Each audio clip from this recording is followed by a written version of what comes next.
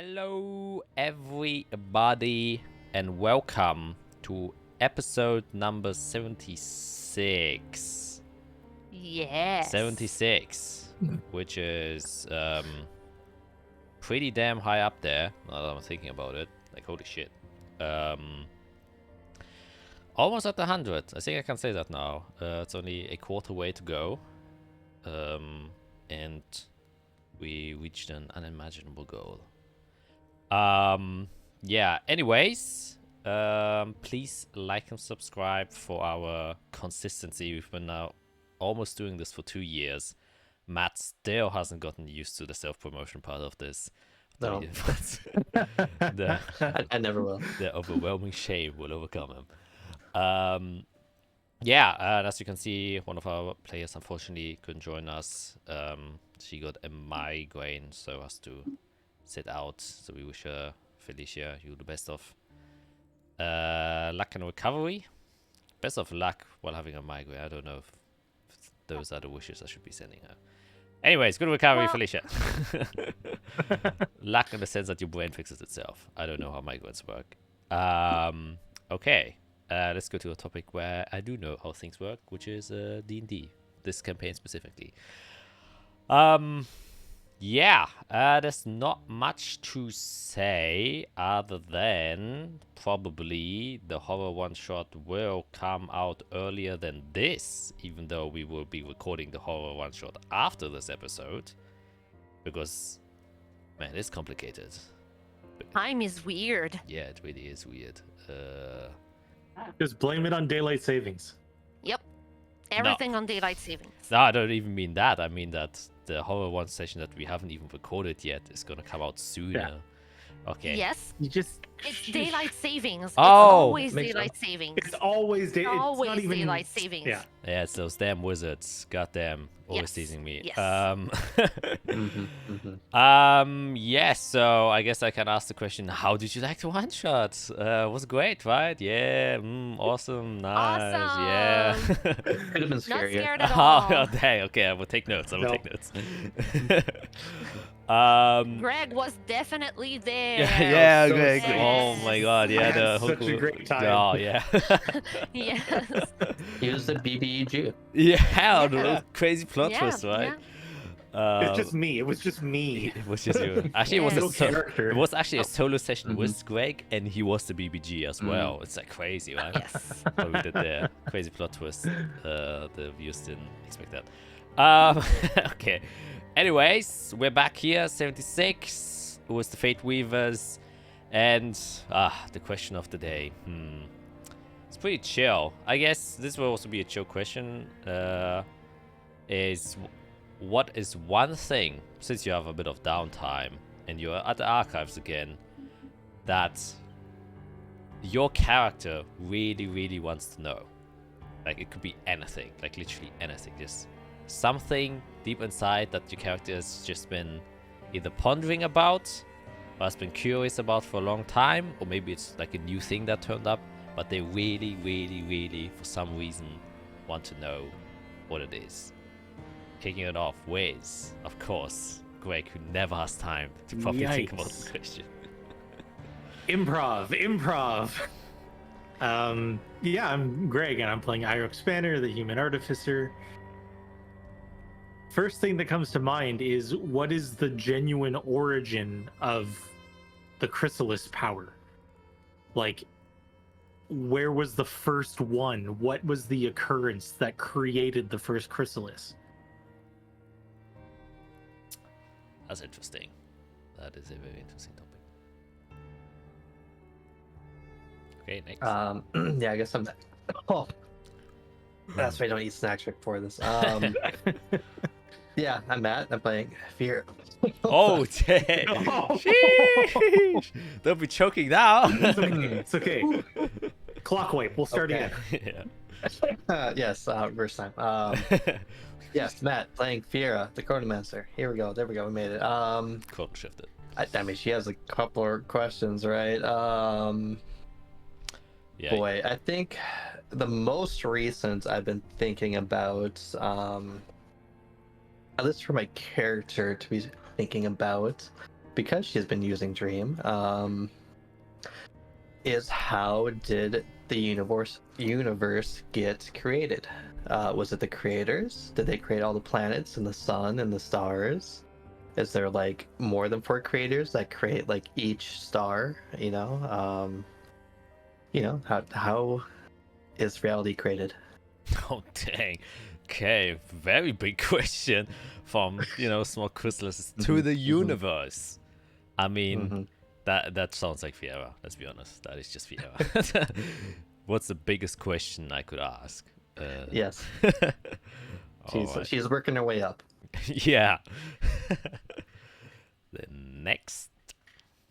I am Skit, and I play Isera Leafina, the druid cleric, and very easy. Isera has one question and one question only ever since the beginning of this campaign, which is, where the fuck is Sir Villon? Oh. That's it. Easy. Yeah. That is her main question. That is the one that she keeps coming back to. She's been asking this question for 76 sessions now. Yes. Dedicated question asker. Many trees have already been interrogated. Yes. Willfully and willfully. On where the hell the big man, big tree, big whatever is. Where the fuck is he?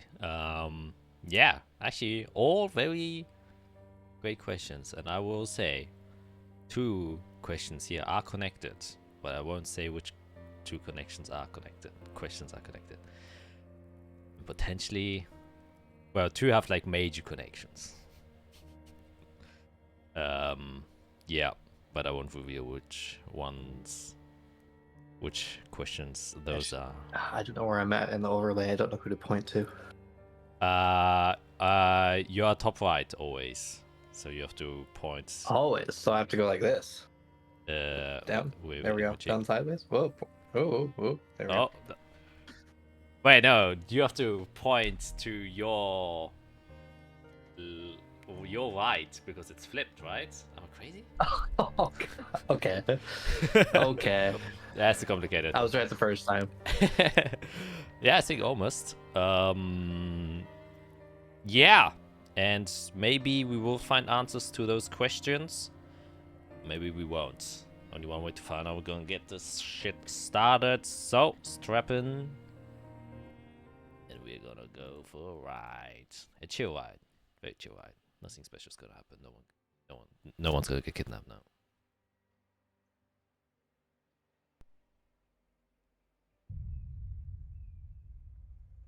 Our Messiah has ventured back, but the seeds have been planted, and we have all the necessary tools to finally continue our preparations, Your Holiness. So he has disappeared. How unfortunate. His contribution to our faith was quite useful. Then we shall proceed with our next step. The words of the Dead Sea Scrolls will us to embrace the chaos and the pools of blood that will be spilled as a result of it. Our next goal is hidden, but we shall find it. Old blood will lead us to war, and this time we shall not fail to collect the blood again. For now we possess the dagger and the chalice, and surely this war will suffice to satisfy it. Oh, prayer to the red moon. May your scarlet light bless us. We who follow in the rivers of blood that you spill. Bless us. Oh, scarlet moon. Bless us. Oh.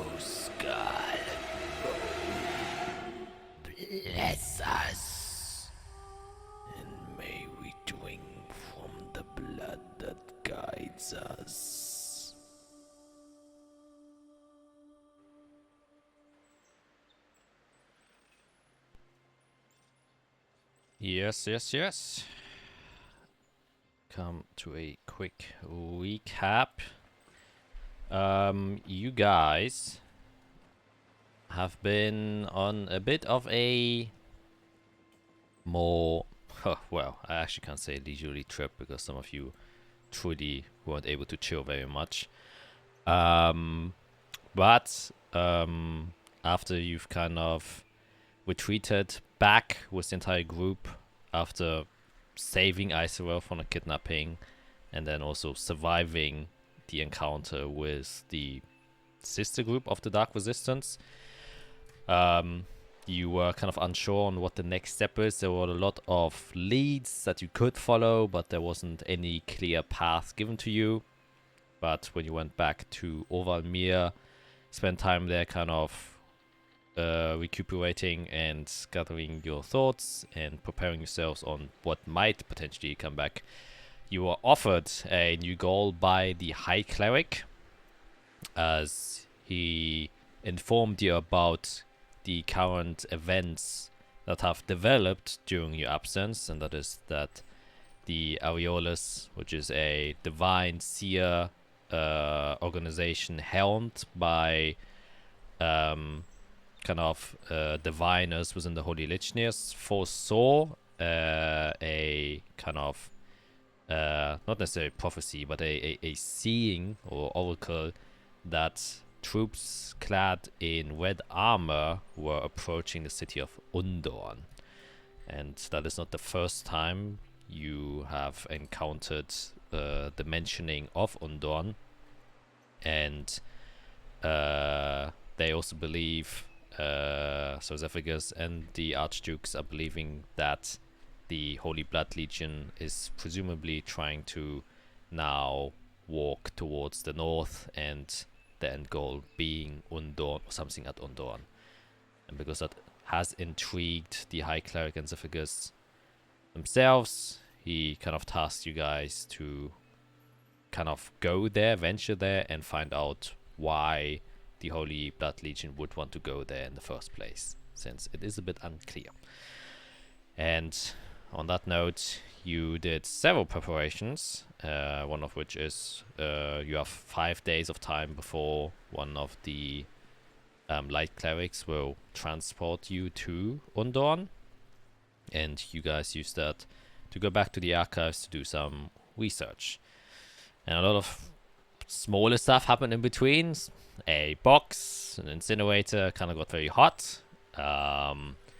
St. Nicholas Cage was contacted, and through that you actually found out that the 2 lost treasures from the vault of the Holy Religios that you have heard before, one of which is a finger, another one seems to have been a chalice, both of which have an unknown origin.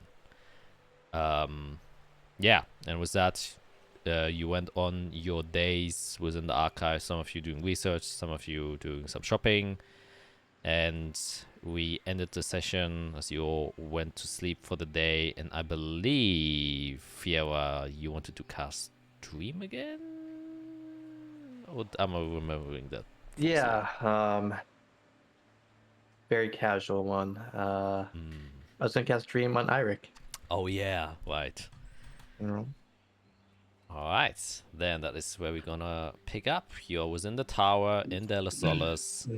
Days kind of passed. You spent many hours within the archives, researching lost gods of draconic origin and other stuff, but couldn't find out much.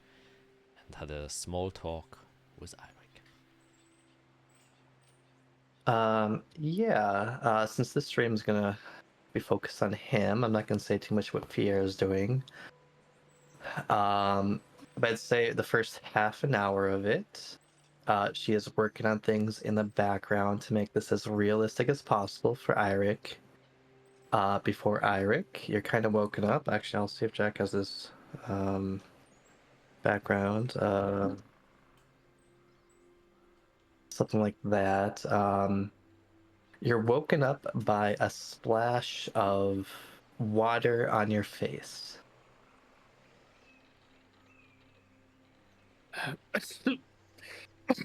What was that? What happened? Uh, What's going on? and as you get your bearings and look around, you first notice you are laying on a beach. Very soft sand, beautiful sky. The sun's bright, but doesn't really hurt your eyes. There's a nice like ocean breeze coming in. The water is blue and beautiful. Off to like the distance, you see like a rocky outcrop of like a jutted shoreline, and you're just relaxing on a beach.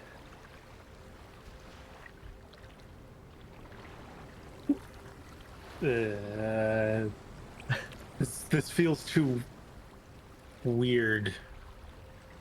Real. I mean, I'm gonna look around and see if what do I see? There's kind of like constant small waves coming in. You're a few feet away from them as they kind of crash into the sand. Behind you, tons of like palm trees that are tall and green, with like coconuts, and you actually see some wildlife as well. There's some something like orangutans kind of jumping from like tree to tree. You see like seagulls off in the sky. You're pretty perceptive, or at least more than Fiera. So you also see like a small school of fish in the water. I'm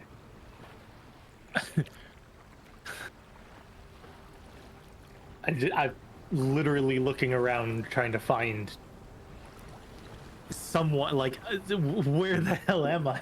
Like, I'll sit up and just start freaking out a little bit. Sure.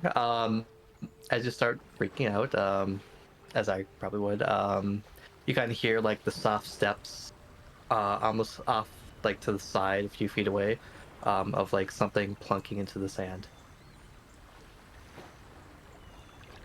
I'll I kind of just turn a little bit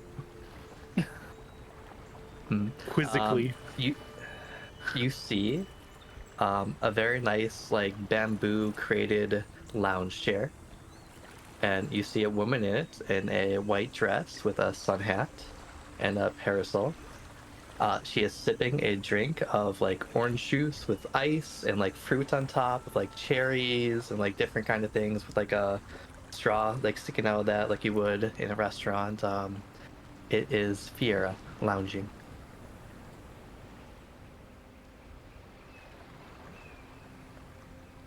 What?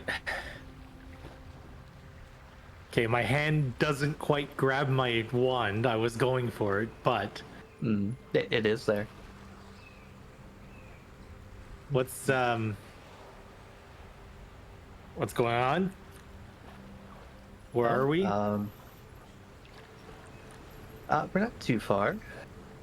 We're actually just in your mind. What do you think?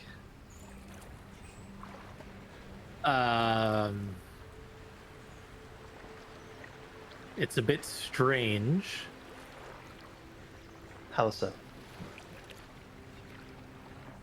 It just... Okay, well, where's everybody else, though? Like, what? Oh, It's what? It just feel something just doesn't feel right.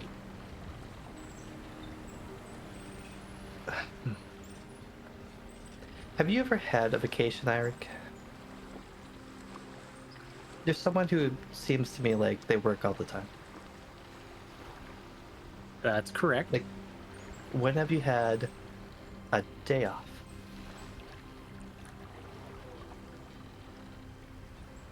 It's certainly been quite a while. I mean, I've never purposely not been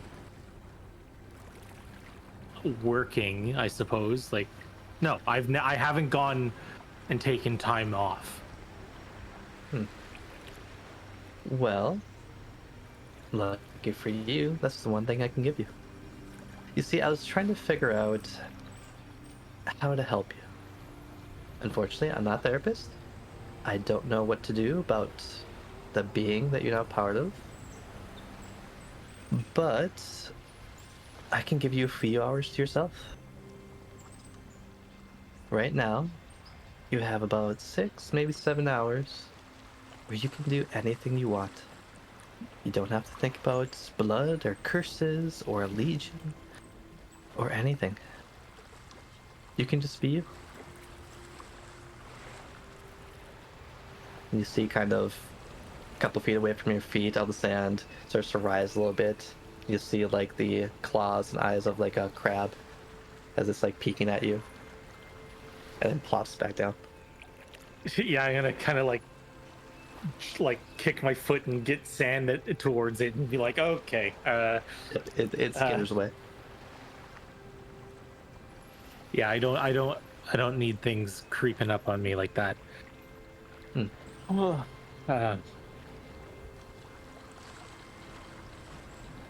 yeah.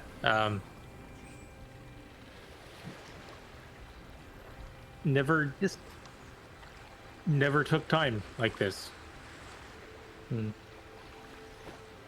I mean, I've taken like, there's been times where I've not worked or whatever, but like specifically a vacation, no, never gone out of my way to go somewhere else or do something. Yeah. I would love to do that right now, personally. But we are busy. And I think you've kind of realized that we're all tied together, whether we want to be or not. But I think it's for the better. Oh, absolutely. There's essentially no other things tying me to anything anymore. I'm still not. We actually never figured out if I reappeared into the books, so to speak, after Calyx was dealt. Well, luckily you have me here. Do you remember when we were back in Sunanir talking to Cinnifer? Mm-hmm. She remembered you.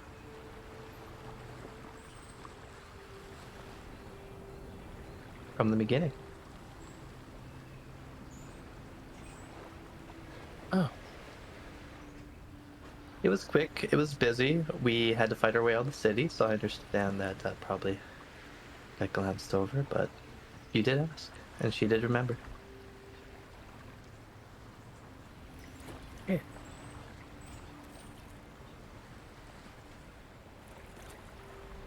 Wait, so does that mean everything that happened with as a result of Calyx was reversed?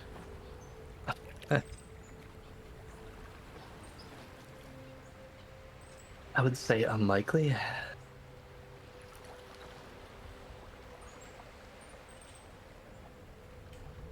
But at least some things have been put back in their place.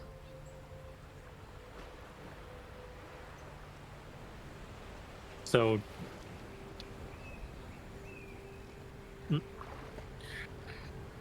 the guy that we found in my shop is probably still dead.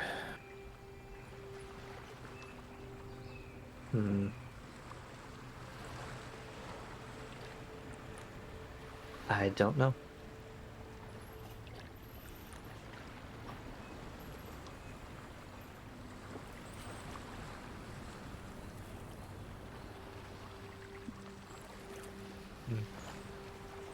Well, if you truly wish, you can think on that.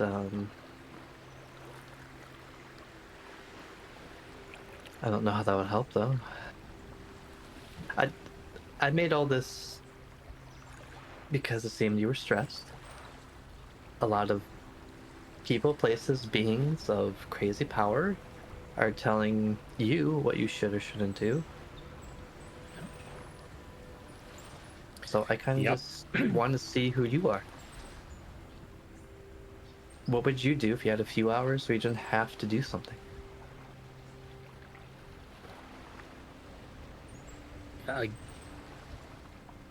Again, I don't. Never taken the time to just do other stuff.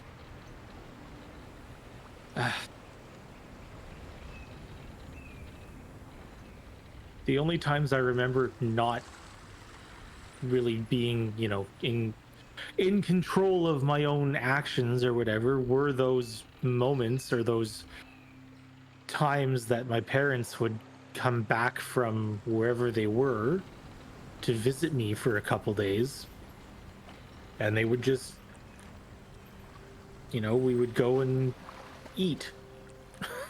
We would go and just, you know, they would take me around while they, I don't know, went shopping or whatever. I was just kind of with them.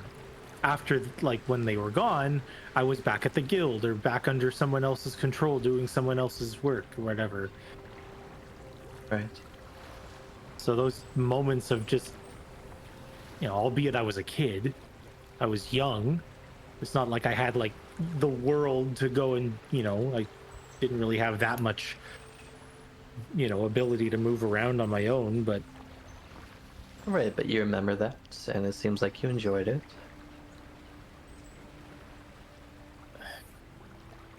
Yeah, of course I did.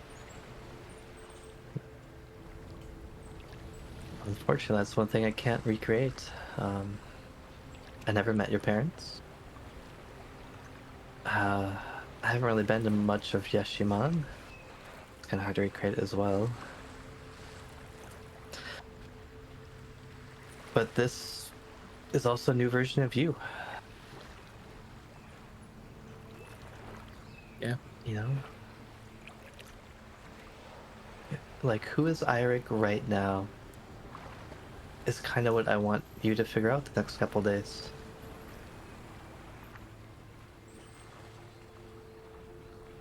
The big question.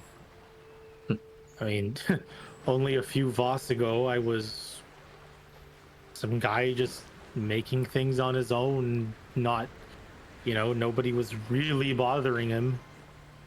Right, you had your own workshop. Yeah, I had a couple things, you know, wrong with me, so to speak. I knew about the burns, the scars, but I didn't know anything of them, and nothing was wrong with them. It was only after we started doing this, as I've told you before, that the changes started to really occur. Right. So it's been a lot to take in a month.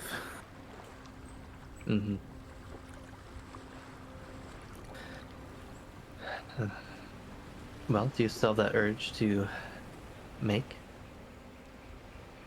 Of course. Of course I do. I mean, the ultimate desire of what to make seems to have changed a little bit, especially coming face to face with the pure power of the chrysalises. Right. Because that was the first time since the accident that I was looking directly at the true power of it. And it was about to destroy us. Right, we saw it contained, and it was breaking that containment. I understand it's a lot, and we should be scared of it. I should be, but maybe I'm not as much as I show. I'm still interested in what it is, what it means in the grand scheme of things, but I don't know if I'm necessarily as ready as I thought I was to take on that kind of power in the things I make, at the very least. And I think that's very reasonable. Even at the beginning of this, you were just a simple tool maker, right? Well, yeah, I mean, can make things, as I've said to many people, to help other people do things that they need to do better. And there were bigger things there, like,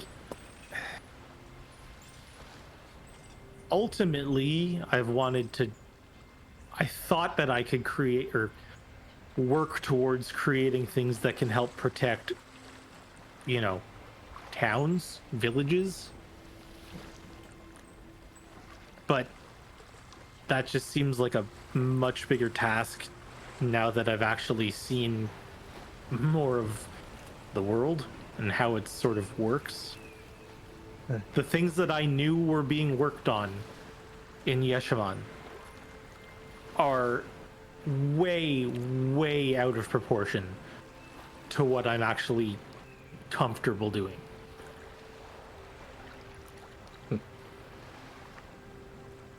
So, in terms of making stuff, yeah, I still want to do it, but I want to try to. I might want to try to, downgrade the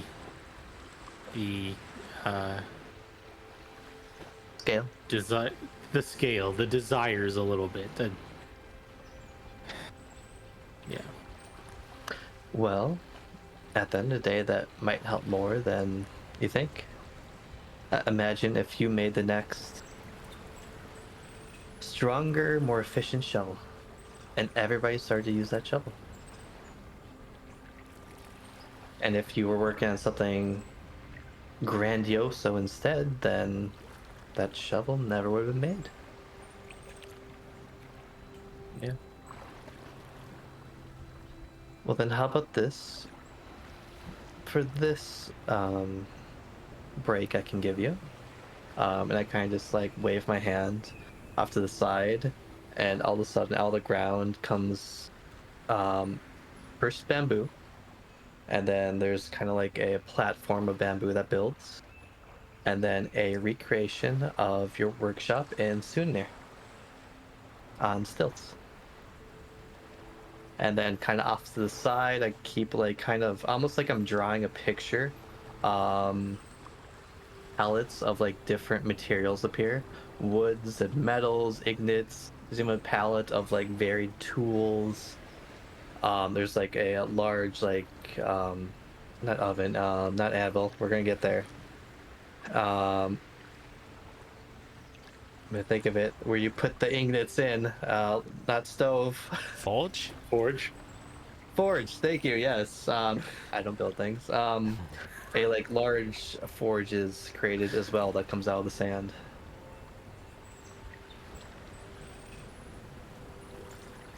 Wow. Of course, anything you make in here won't appear in reality, but maybe you can work on things, come up with new ideas, see what works, see what doesn't work.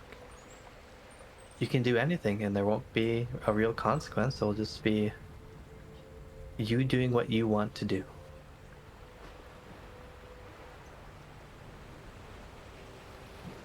Or I can make a chair and you can relax. Well, I mean, if you're, I could make a chair. If we're really gonna go that direction. And it would probably be better than what I could make in my imagination, to be honest.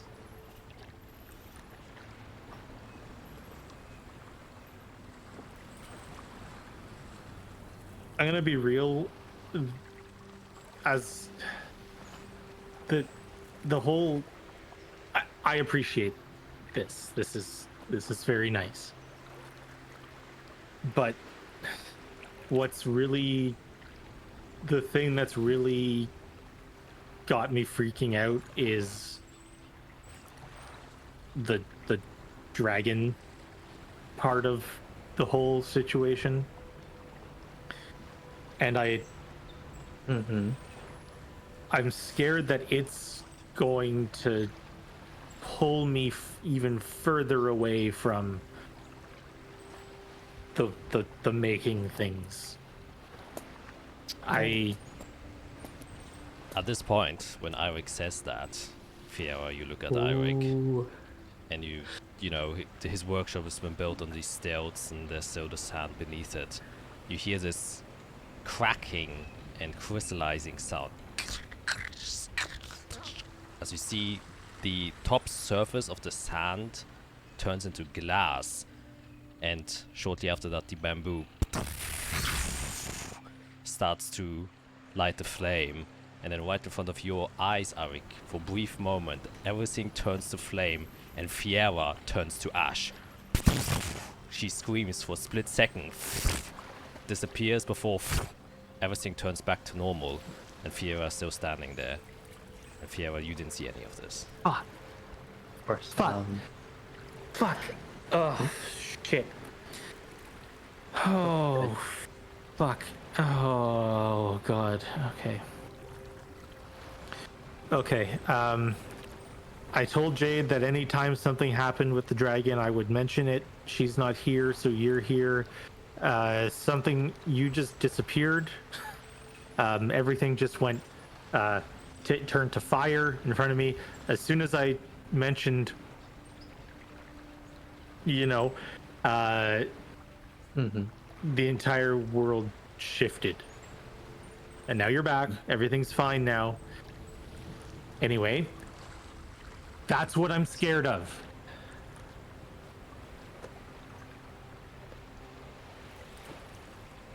That moment, Fiera, you hear inside of your head.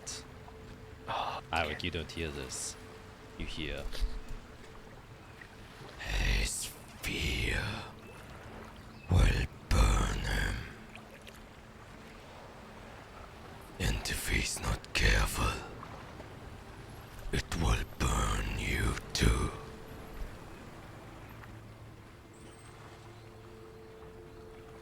And the voice fades.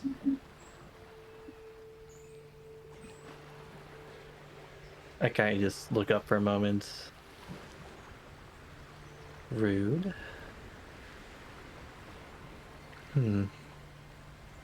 What? I think I understand what you just saw. But have no fear. You're not in this alone. I'm here for you to help. Jade's here for you to help. And we all know Izarel will do anything to help us.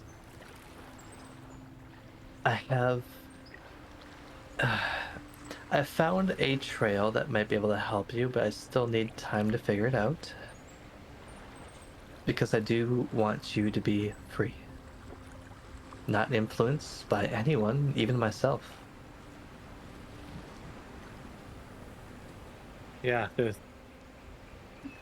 this whole thing with you guys started with me really not wanting Arya to do her mind stuff. Right.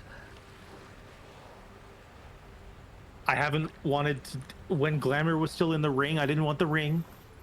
I didn't want someone talking to me. I remember that.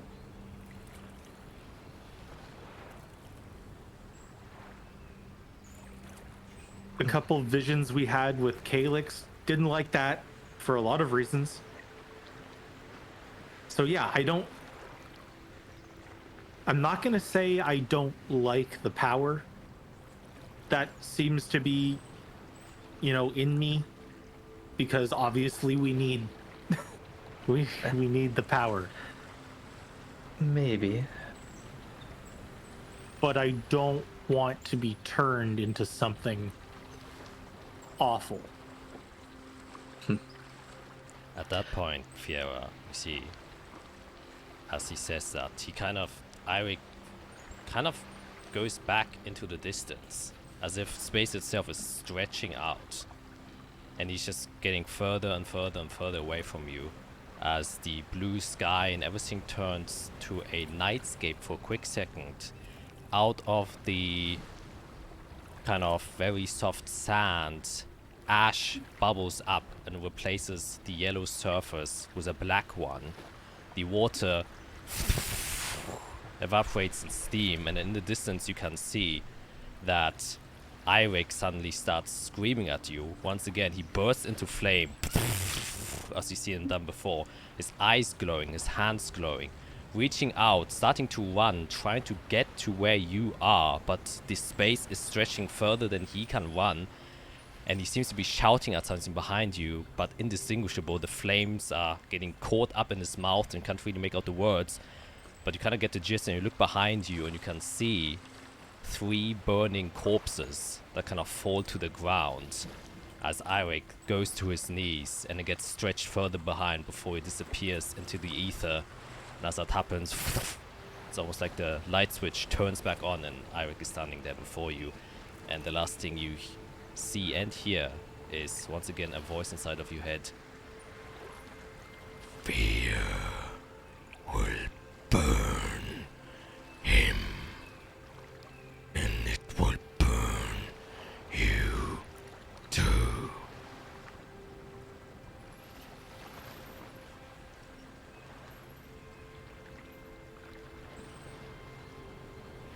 I'm gonna try to force the dream back to normal. Make a Like, straight... try to take control of it again. Yes, make a straight intelligence check. Oh, come on. Do I have a I don't know if Chrono Shift works in a dream. Oh god. That could be crazy. I have thought about that, but that's fine. Oh, boy. 24. You kind of do it, and it's nothing that is like taking over the dream currently. It's just a momentary vision that you have. The dream never changed. It is you were given a vision instead of the dream changing. And that's why you realize if the dream would have changed, Eirik would have seen it too. So it's more like someone is kind of gave you a sending just visually. But with a 24, you noticed you're inside of Eirik's dream, but he's definitely not alone. And you can feel, though you have created this imaginary space within Eirik's mind, there is a heat that still emanates and permeates throughout the entire space that could choke you at any time. And you realize this. It is an extremely strong force that is, however, with a 24, it's pretty damn high. You get a feeling it is a heat that is more, what's the word? Nurturing or nursing even. Like when a chicken sits on an egg, or when a penguin sits on its egg. Right. Yeah, no, that makes sense. Not all nurturing's good. Okay. Does it, as this vision goes on, is it starting to fade? Oh yeah, it disappears right after Okay. Eirik collapses to the ground, and Okay. you kind of snap back to it. And Eirik is just standing there. For Eirik, you just like a split second pass and you didn't see anything. Just Eirik, Fia was just suddenly dissociated for a good moment. Hey, Yeah, no, I'm here. this is what. Your roommate's not happy. Surprisingly, right? Did you That's- just? I'm sorry. What did you just? What? Have I explained what happened to you? With the bone fragment, the talon? You know what happened, right? Well, as much as I thought I did, yes. I mean, So I studied the bones that we have. They're essentially a fragment. And honestly, if we had all of them, we could almost put together, I guess Tolvar is their name. We could almost put them back together completely. But since you've been using that, and now you've assimilated it, that soul is now part of you. right. So while I made this dream for you, he is still very much here.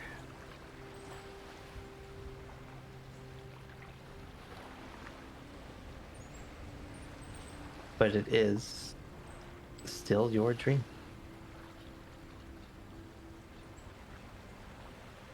Oh man.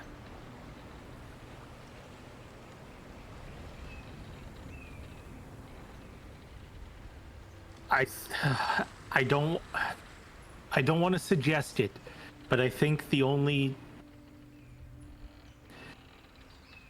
path forward seems to be to listen to him. Oh, I I was thinking the opposite, but that's a path. it keeps telling me to just burn. Literally just burn. It repeats the word burn to me. It said a lot of other things like I'm scared of the power and yada yada yada, but At the end of the day, we don't know much of Tolor. We know that they were an Obex keeper. They were probably in the. There was a. What was her name? I have a god list. I don't have everything memorized though. There was a fire dominator. Where is my god list? Oh, poor. It's weird. Which one do Don't you worry want to about it. know? Do you want the fire dominator? The fire dominator. Torrens Ignis. Torrens Ignis, right. They were probably under this Torrens Ignis until we don't know. How did they end up in hell? Why are they in hell? I think that's the big question. Before you follow it, before you listen to it, we need to answer that. Who were they? Can we trust them? Why do they want to burn things?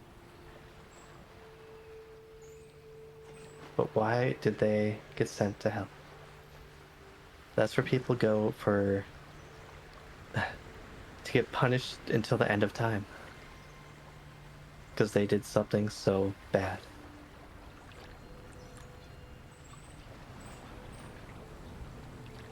That's where we're gonna do a quick switch to ISOL back out.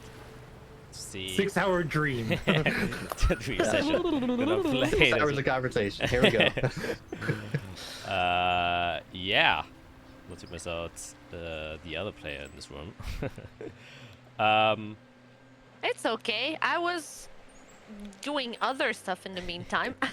That's good. Vibrant. But yeah. Yeah. What is ISOL doing this? It's so evening. But there's definitely stuff you can do during the evening, so Was I?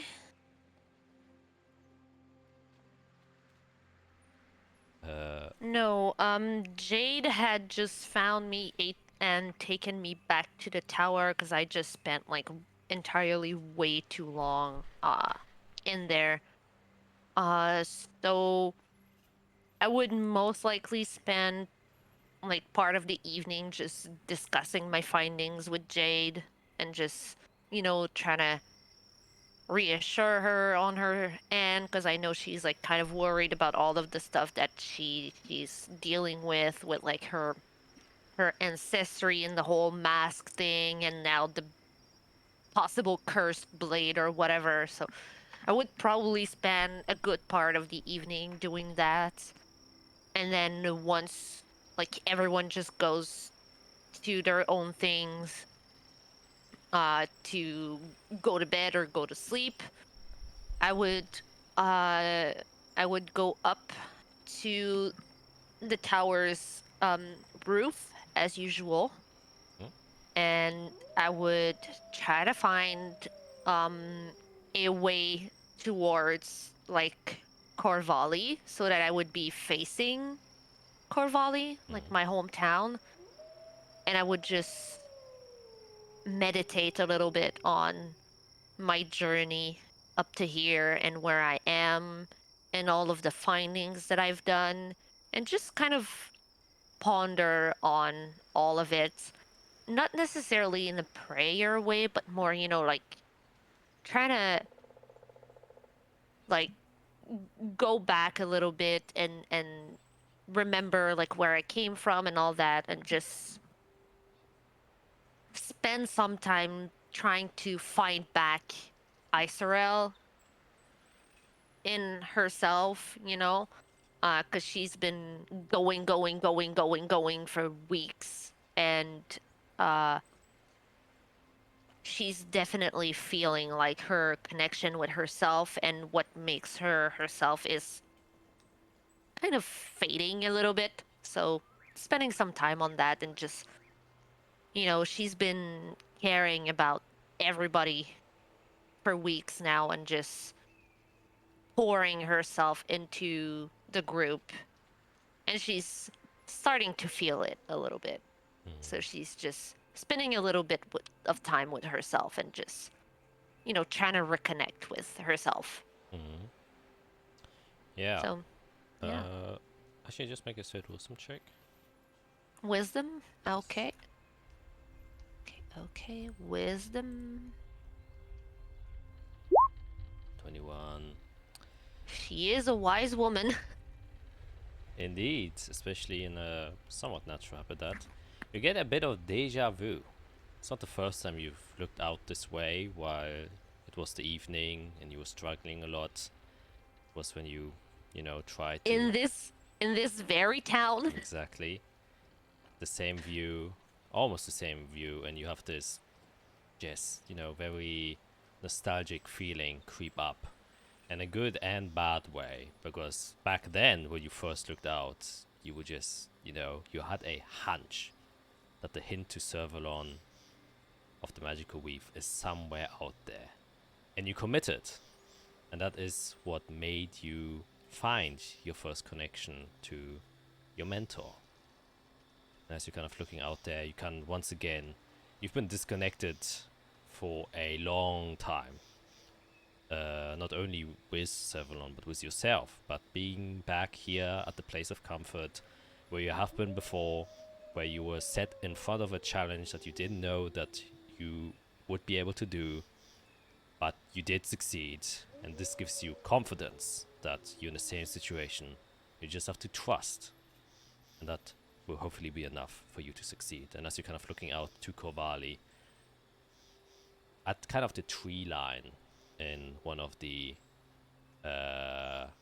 trees, you can see kind of going out, the moonlight shining in one specific area, a deer appears.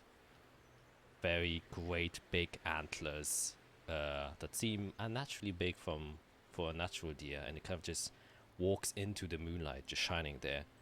Kind of bows his head and eats a bit of grass and sniffs around, and then looks up, and then looks to its right and straight into your eyes.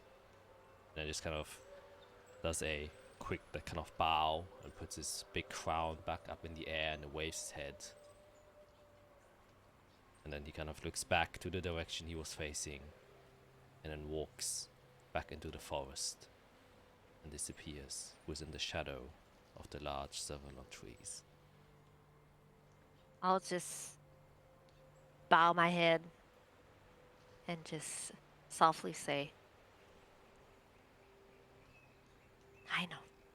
Just need to trust. Take a deep breath and just go into my meditative sleeping state that elves do for the night. Yeah. And you kind of zone off with a newfound comfort and confidence that as long as you persevere, you will get to the end. That is where we're gonna switch back to the beach scene. Fiera on the beach. Fiera and Irik on the Yeah, beach. That's like the yeah. beach episode of every anime. Yeah, I make volleyball nets. Yeah. Yeah. Bikinis and stuff. Yeah, fan service. Good, good. Right. Let's simplify it. You want to be at peace of mind, and you want to have freedom of your thoughts and your body and your actions. That's correct. Okay. Okay. So that can be your goal. It doesn't have to be this Blood Legion. It doesn't have to be curses or anything like that we're working on. But I think the rest of us can help you. But we need you as yourself.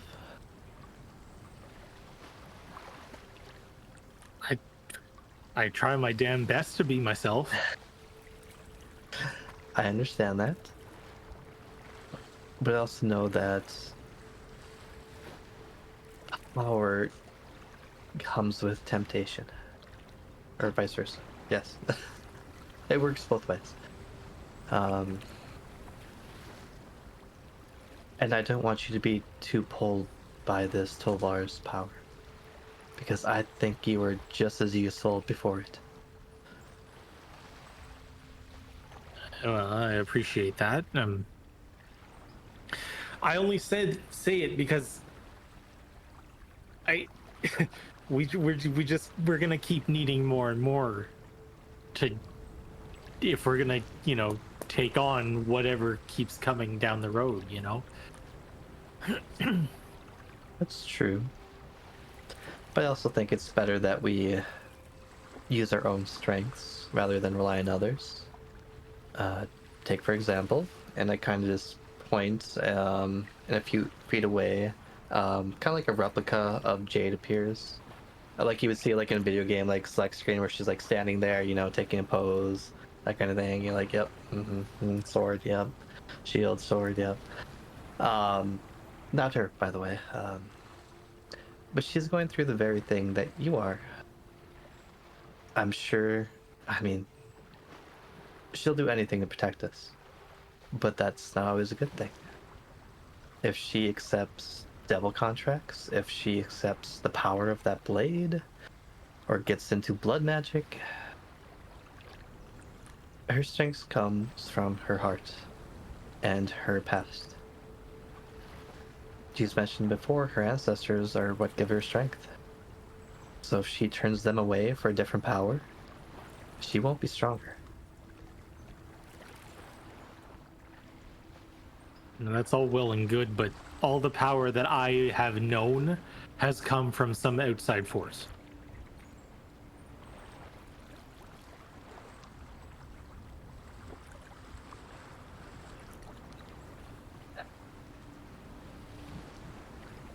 Yes, I don't think that's true, but I understand that you see it that way.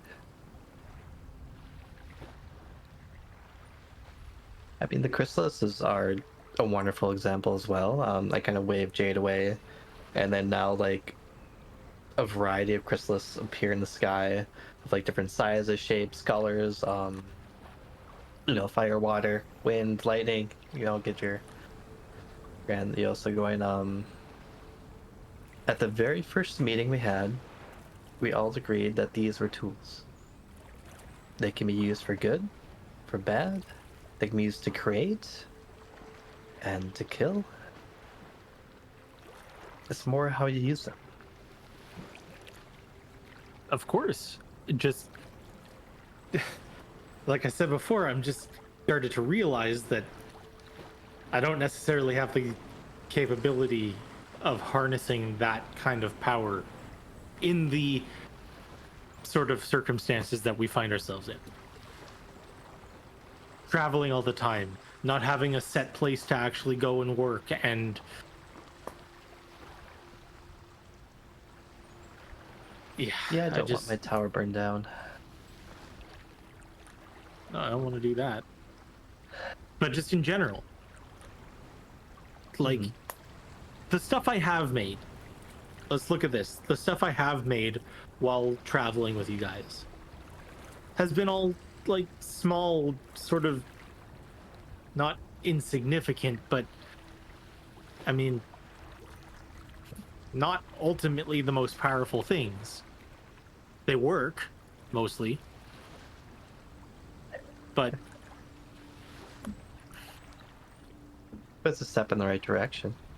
well, yeah, they're great. But what I'm saying is I don't like before, I don't think my goal of trying to use those chrysalises is to make some big dramatic world-changing stuff is really the right direction here. That doesn't seem like you. And if anything, I thought it you was, are though. so- That's the problem. That's the problem I have here. I thought that I could see myself getting to that point. I know the whole good versus evil thing. Like, I don't want the evil stuff to happen with these things. So I thought, blah, blah, blah, blah, blah.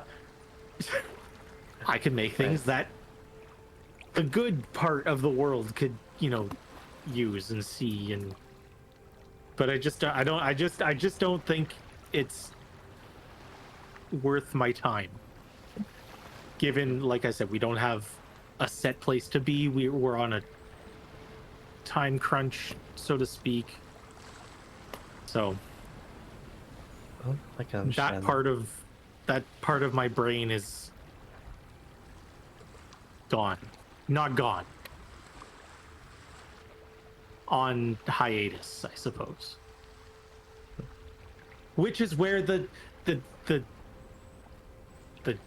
my roommate, as you say, Bad comes roommate, into yes. play. Yep. It's filling the void that I have willingly left myself. Well, just have what to- else do you know? About what? What other strength do you have? Your mind's a wonderful weapon, but there's more to you than that. I don't really know about that. I mean, the mind is the thing that helps me come up with the ideas to make the things that I make. Everything leads to making something. Hmm. Or at least uncovering information about specific things or whatever, you know, like True, your research skills are impressive for someone like you, I guess.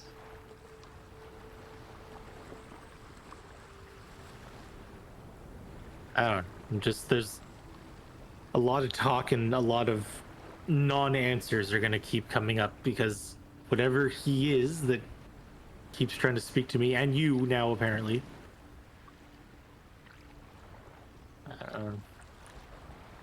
Right. Okay. Well, I guess I know my homework. I'll look for a way out of your roommate situation. Like I said, I have a lead, and I think if we discover more of who they were, that would help as well. But I think I know who to ask, unfortunately. I just don't know if I can reach them. I don't know how prisons work.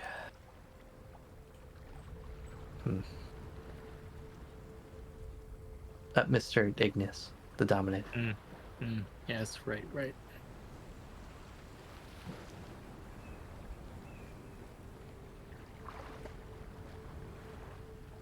Well, I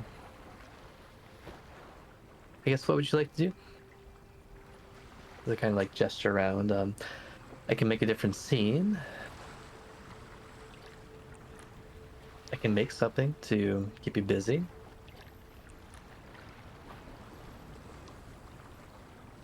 No, this is fine. I'll figure something out. Okay. Well, I think the biggest thing you need is time to process, to think. And if you need anything, I'll kind of like gesture to your wrist. And as I do, like there's a purple swirl around it as a watch appears. Black, kind of glows with like a faint purple underneath the like dial. That'll keep track of how long you have until the dream ends. But if you need anything, you can speak into it and I'll listen. But I'll probably find my own place and just kick back and relax. I appreciate it. I know there's not a lot you could really do, but I'll keep nice trying. to It feels nice to know that I'm relaxing, even though Through it's not arcane really. influence. Yeah, yes. it's not really gonna help in the long run.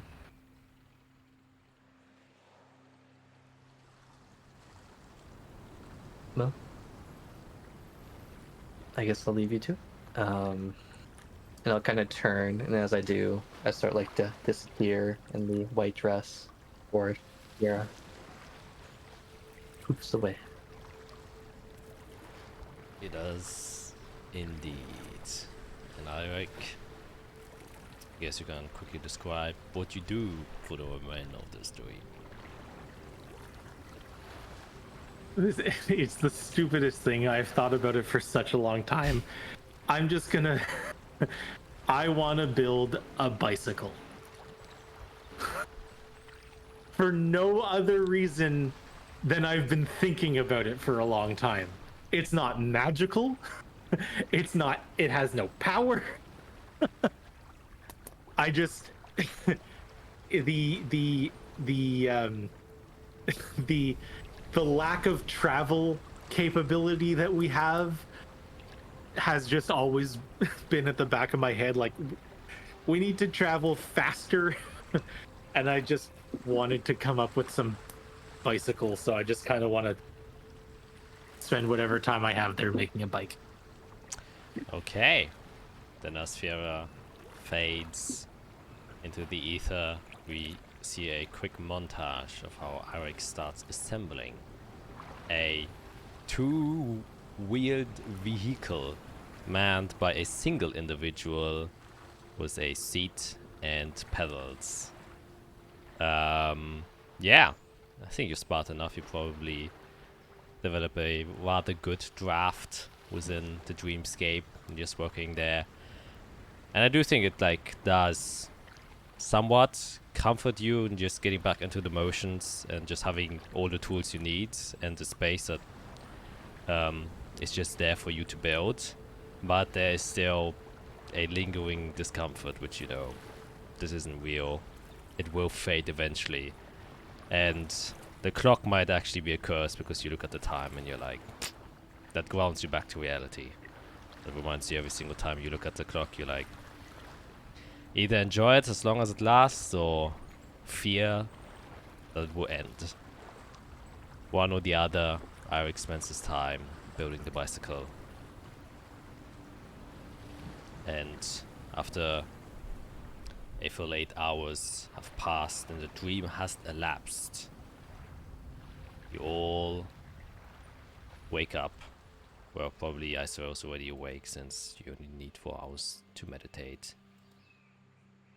But the new day starts as the sun now shines. It is a little bit cloudy, though you can see the blues of the sky now peering through mostly. The temperatures are still very cold, though you can definitely feel a bit more warmth when the sun hits you directly. It's probably around 10 degrees Celsius, which is 50 Fahrenheit? More or less, yeah. Around there. A cool breeze is passing by. The fresh, cool air of the Silverlong Great Woods pass through the city as the morning brings the people as well.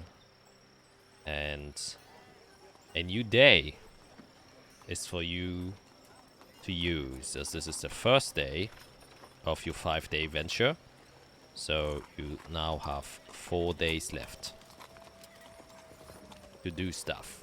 And as usual, there's downtime. If you want to do something more in depth, then obviously you can say if you want to talk with someone, or if you just want to get quote unquote chores out of the way, you can say that too. And once again, I guess since the other two had quite a long session, we start with Isorel.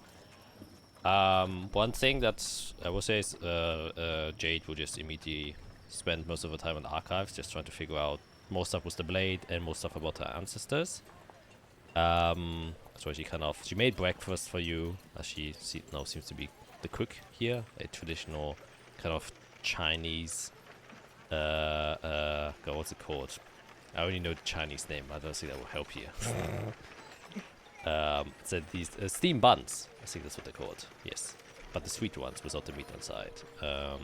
Oh, actually, no, she makes red bean steam buns as a breakfast. Those are so good. Yeah, and you're like, Mhm. dang. Those are so good. Mm-hmm. Freaking love those. Yeah, so ISOL, fourth day is here. What would you like to do? It's gonna sound very simplistic and kind of dumb, but Isorel will spend her entire day wild shaped as much as she can into a deer just running in the forest. All right. Yep. And it's going to be her ornate deer that she has like manifested to be like to show that she is following Servalon, so that it has like the the the fur like on her neck almost represents her necklace that she has, and it's like kind of this silverish very beautiful deer that she does with the purple eyes, and she's just running, and like as soon as she comes out of wild shape, she takes like a 10-minute rest, and then she just goes back and she just does that all day. That's all she does. Okay. A very simple day for Isorel, but she needs to get it out. Yeah. Actually, roll one D100 for me. Okay.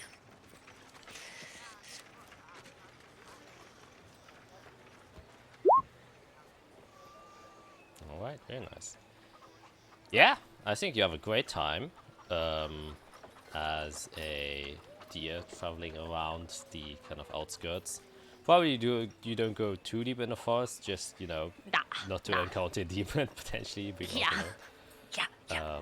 staying in a distance. But yeah, I'll probably find a lake, enjoy the water, and just spend a very peaceful, animalistic, wild, feral, primal couple of hours as a deer.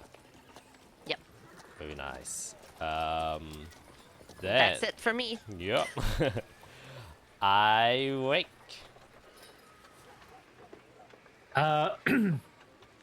I'm going to spend a little bit of time. I'm just going to walk down the street a little bit to the barracks. And I'm just going to kind of like stand at the fence or whatever and just kind of like look in at people. And I just want to start analyzing and sort of gathering information about how shields are made.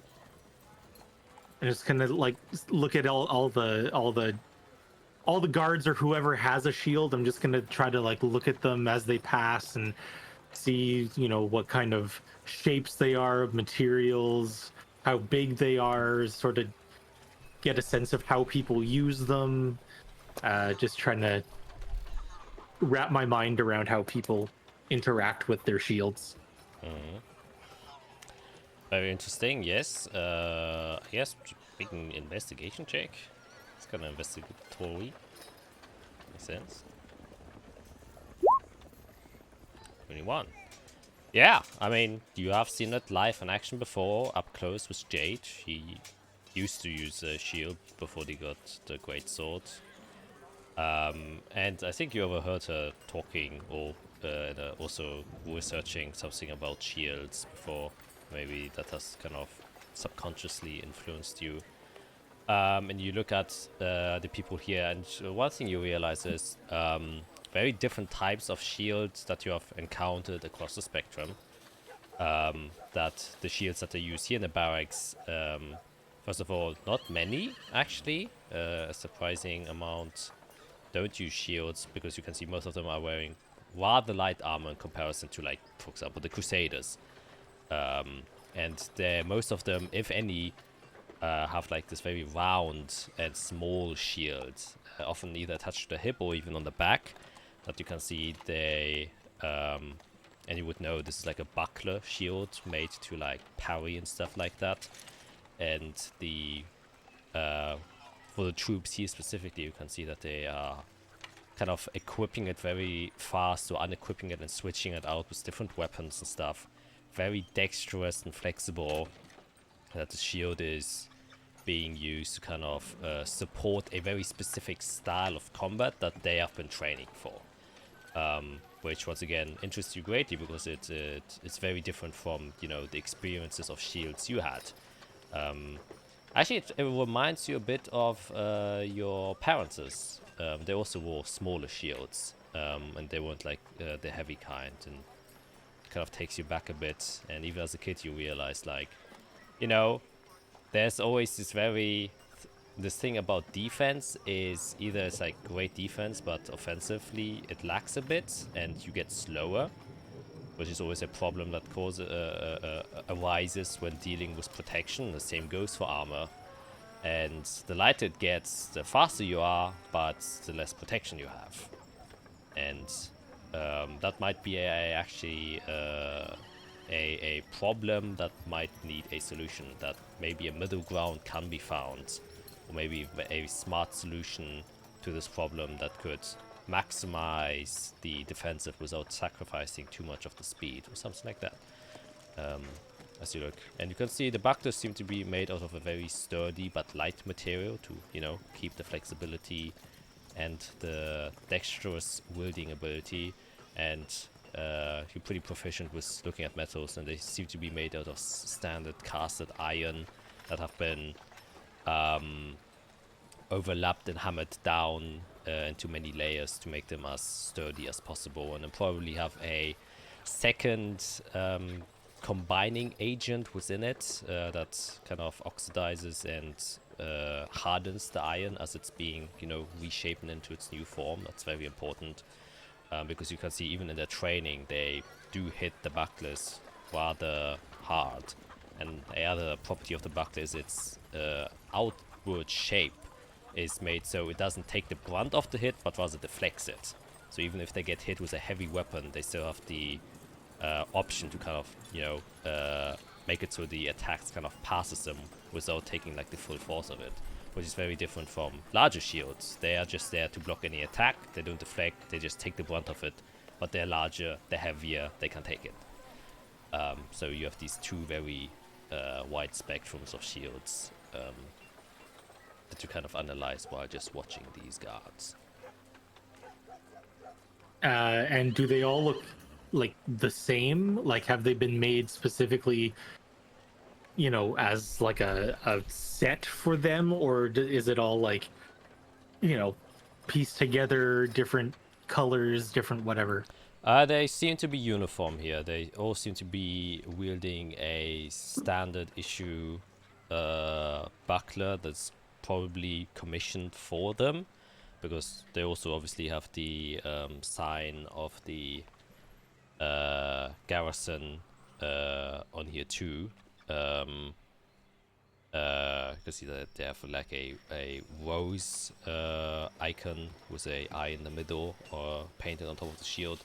But you do see that they also have like a special case inside where they can store a dagger within the buckler itself, which allows them to kind of quickly take out a weapon if needed, or if they want to switch out the shield with a secondary weapon.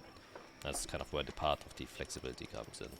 But you don't see a lot of deviation from the bucklers themselves. They all seem to be the same. Great. I'll just kind of stand there and I guess either, I don't know, sit down next to on a bench or whatever, and just I'm gonna pull out my sketchbook and start going through my sketches of ideas of shields, and just kind of sit there. I'm gonna sit. I'm gonna get specific. I'm gonna sit along the wall of the barracks, but in the direct line of sight of the tower. So I know I can just beeline it back if need be. All right, understood. Well, then, Yera. This is where the scholar comes back. That's where I have to go about my notes. Likely. Yeah. So before I go to the archive for the entire day, I do have one chore that I just thought I might look into. I gotta find where it was. Turmeric? I'm trying to remember the shop name. Arcadia shop at Tumarin. Right? Oh yeah, The tobacco. yeah, the tabaxi tumor one. Yeah. Okay. So I'm gonna go there first, and I'm gonna bring the life chrysalis with, and just ask, I guess, if in 3 days they can do anything to swap out what is currently there with the life chrysalis, like I'm guessing they did with the parapet of healing, to see if they can basically do what I've been looking for.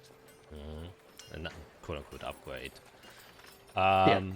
Yeah, they will look at it, and basically say that they will try their best. It's not guaranteed.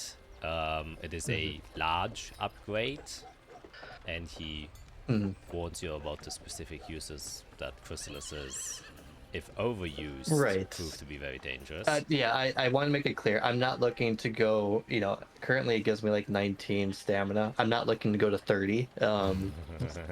If I can even get it to 20, I'd be totally happy. I just want to make sure we Yeah. try. So yeah, totally acceptable if it's just a small jump.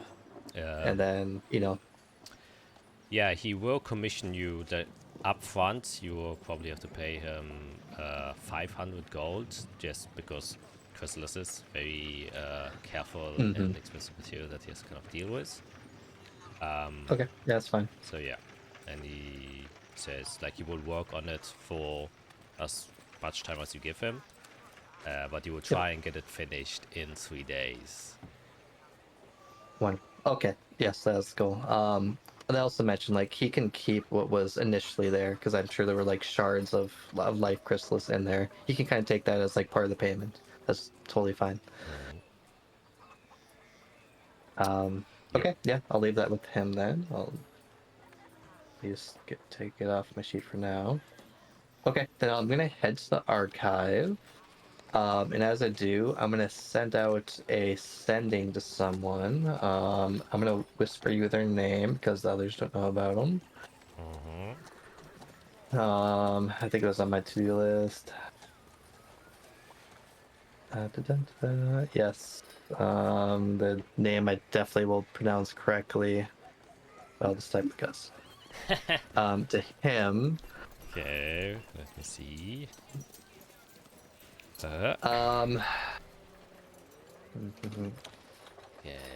And then just making sure I write this correctly. Okay. So it's gonna be, it's Fiera. Question for you or Elcor. Are either of you familiar with Bahamut? I heard they are about finding a certain state of mind. Your message goes out, Mm-hmm. and you realize the person you want to contact doesn't exist.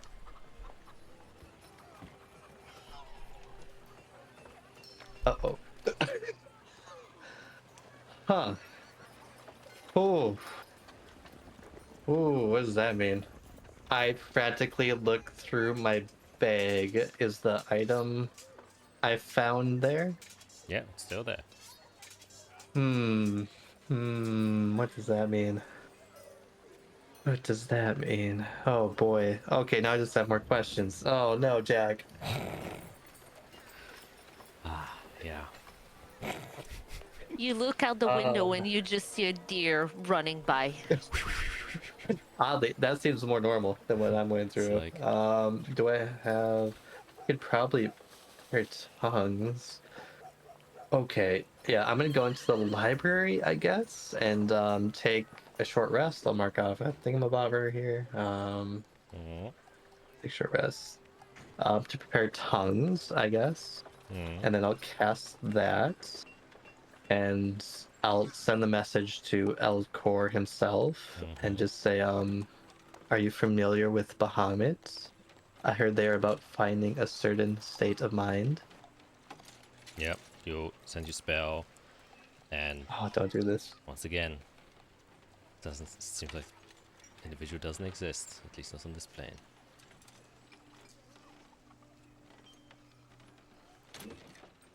Okay, I guess that mystery is gonna have to be solved another day. Wasn't ready for that. And they always try to make the DM unprepared. Okay, let's mark that off my to-do list, I guess. Okay. I think I'll start what floor? It's either 8th or 9th, I think, for best results. I guess I'll split the day into both. Half the day in the 8th floor, half the day on the 9th. And just look into Bahamut. Alright, Bahamut it is then. You know the drill, just make an investigation check. Mm-hmm. And I guess it's like 8 hours each, or like 6 hours each, probably, like 12 hours. Ooh, I'm gonna use inspiration for that one. Alright. Probably like 6, maybe game 7 if it finds something good. And then, oh my gosh, that's rough. Okay, 23 and 13 then. Yeah. You're looking through there, trying to look maybe anything that mentions Bahamut. Yeah, literally anything. Origins, what they are. Yeah. When did they exist? Yeah, you probably go like to the sections where you have found like dimensions of him before. Obviously, if it's there, maybe in the vicinity there's more, and you're looking around, and you find literally nothing. No other mention of the name doesn't even cross your path. You can like kind of retake the book that you have read before, where he was like written inside. Once again, it's just this abstract. It seems more like a concept, if anything, that gets mentioned. Right. And yeah, no other book even remotely mentions him, or them, or it, or whatever. Interesting. Interesting. Okay, that's going to my like second theory now. That I'll probably never find anything unless I go to another continent. Oh, that would be a journey. Yeah. Okay. Yeah, I should get back to the tower. Probably late in the day, frustrated, lost in thought about first the people or things she thought existed aren't on this plane, and that confuses her. And then yeah, come up with nothing. Yep, head back to the tower late. Alright, then I guess quick switch back to Eric. Anything else you would like to finish on the day, or are you just gonna spend most of it sketching the shields? No,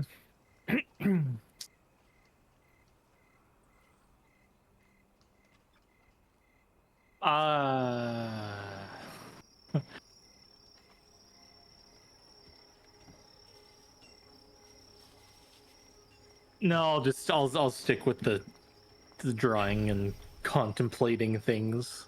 I'll go back to the tower at some point, though. I'm not gonna sit out on the street for like 8 hours.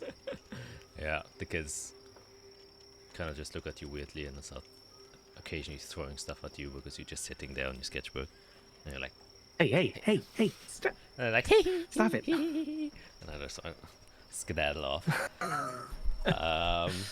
Yeah, and I think that brings a close to the fourth day then.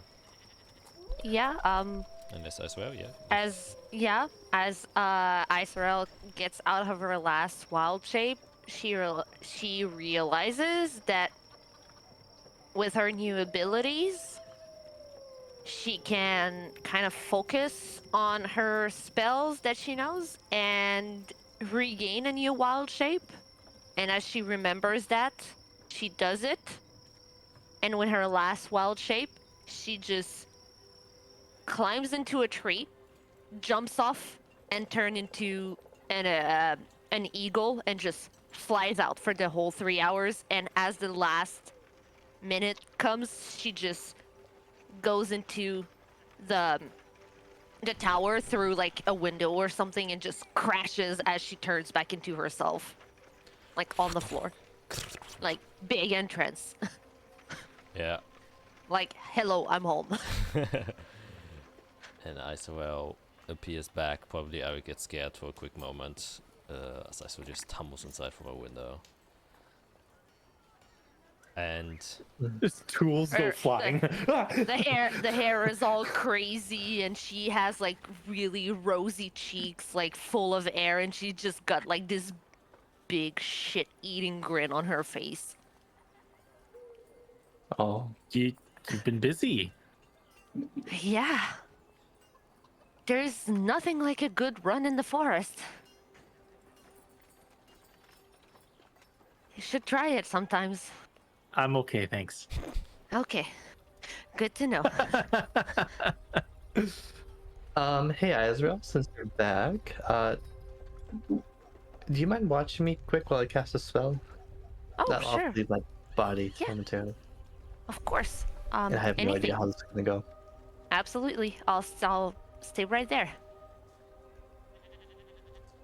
Great. she stares at you. Yep. Yeah, I'll just plonk down, cast Intellect Fortress, and I'll do one of the contact other planes that I sent you. Mm-hmm. Yeah, I have no idea how this is gonna go. I'm gonna try to imagine a plane where Torrens Igneous is sealed away. I'm gonna try to imagine a magic hammer that unseals it. I'm gonna try to imagine it being away enough that it doesn't have influence over our plane. But I'm gonna try to imagine it within reach of like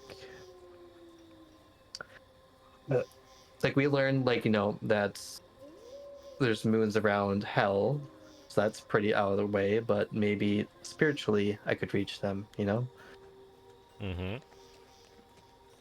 Yeah. So yeah, and then try to contact other plane, that sealed area. Alrighty. Yeah.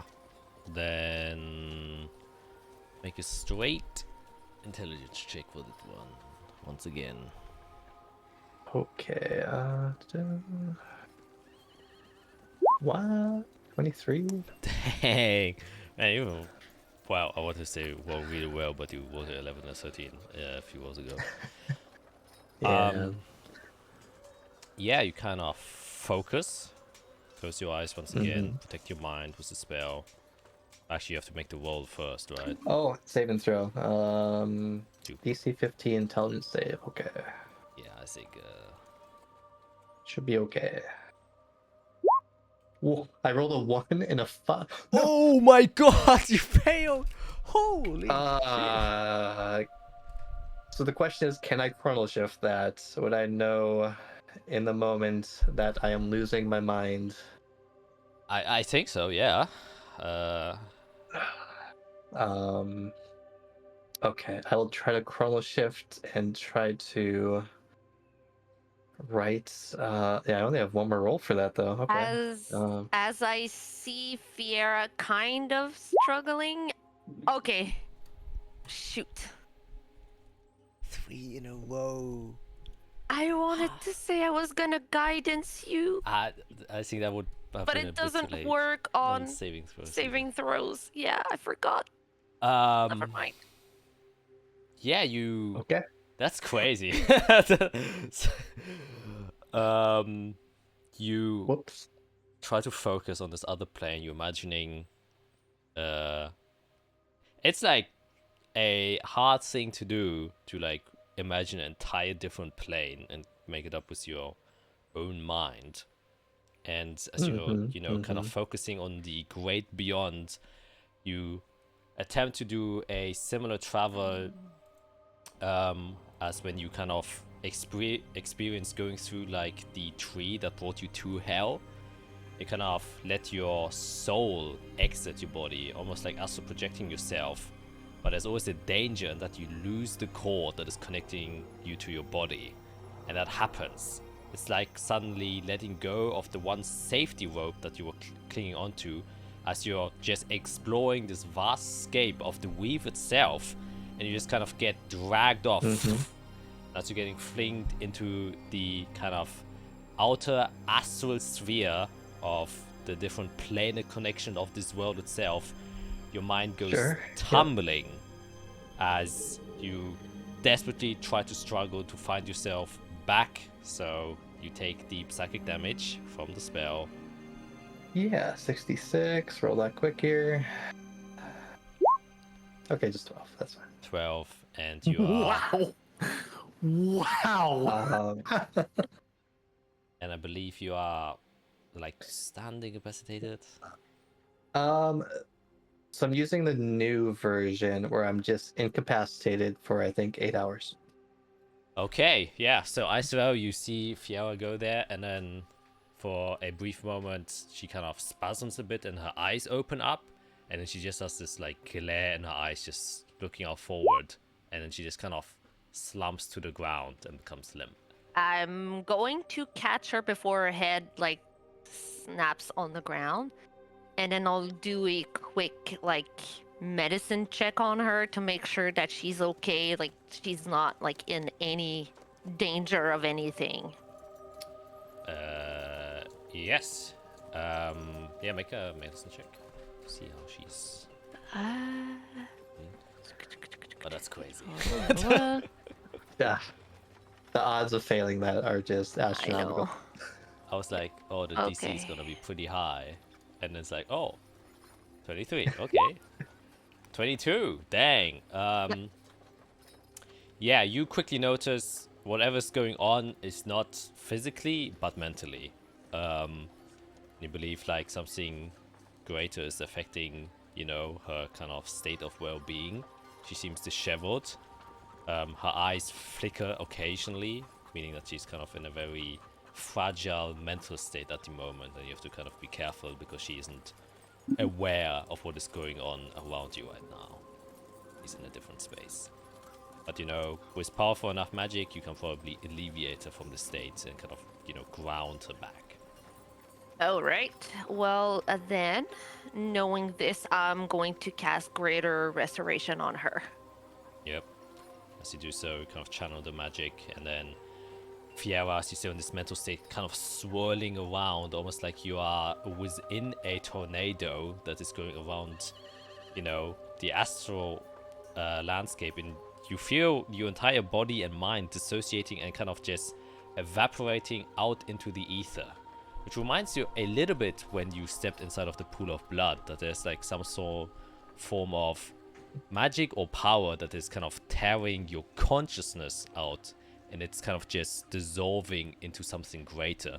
Before that can happen, you can feel a familiar warmth, like a net that kind of gets thrown out and catches all the parts of your consciousness that were kind of dissolving out into the ether and bring it back together and pull you back down. And all of that, you take one big gasp of air as you wake up in Icero's arms and look into her eyes, as still the light purple kind of glow from her hands kind of slowly recesses, and the warmth gets replaced by the cool temperatures of the room, and you're lucid again. Slowly here. Slowly. Are you okay?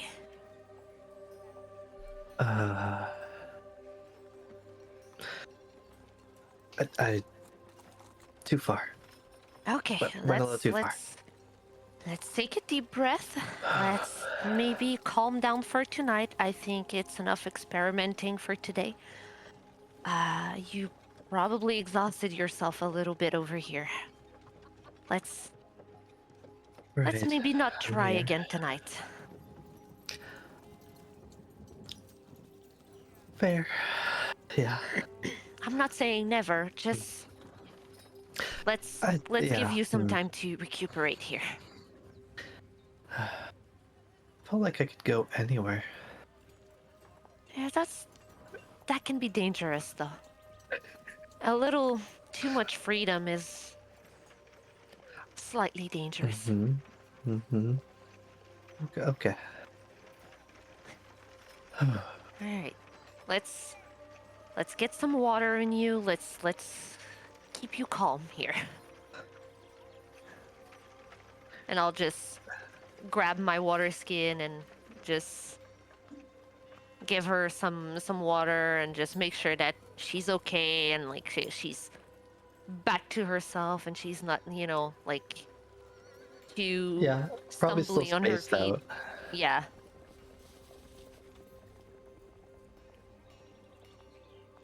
Okay, well that's my night. I came to a abrupt end. All right. Anyone else attempting something this evening? Let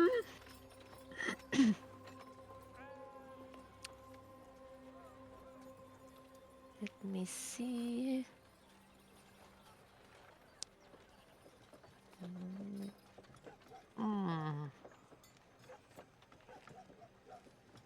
Do I...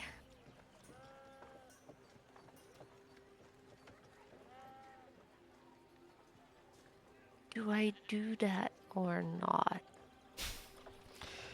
I wonder what she's talking about. I'm thinking. Okay, I will try.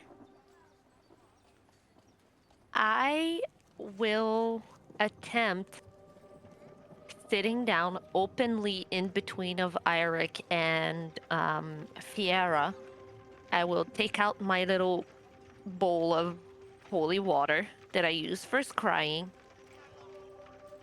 And I will scry on shit-face head of the Holy Order. Who I'm forgetting the name currently. It is blanking out. Ex-Saint Albertine. Yeah, that guy. The one who cut off my finger like a jackass. And I'm going to attempt to scry on him. All right. I guess I have to make my saving Yep. throw. Do you? You have to make a saving throw, which hold on.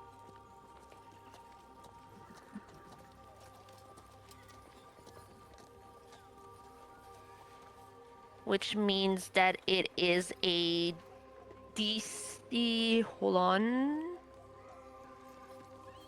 It's a wisdom saving throw, DC 21. DC 21. Yes. All right. He does have an absurdly high spell save. Yeah. I'm Oh, saving throw. guessing so. I'm guessing so, but We'll see. Yeah, I'm trying. I don't say what I'm doing, but I'm trying.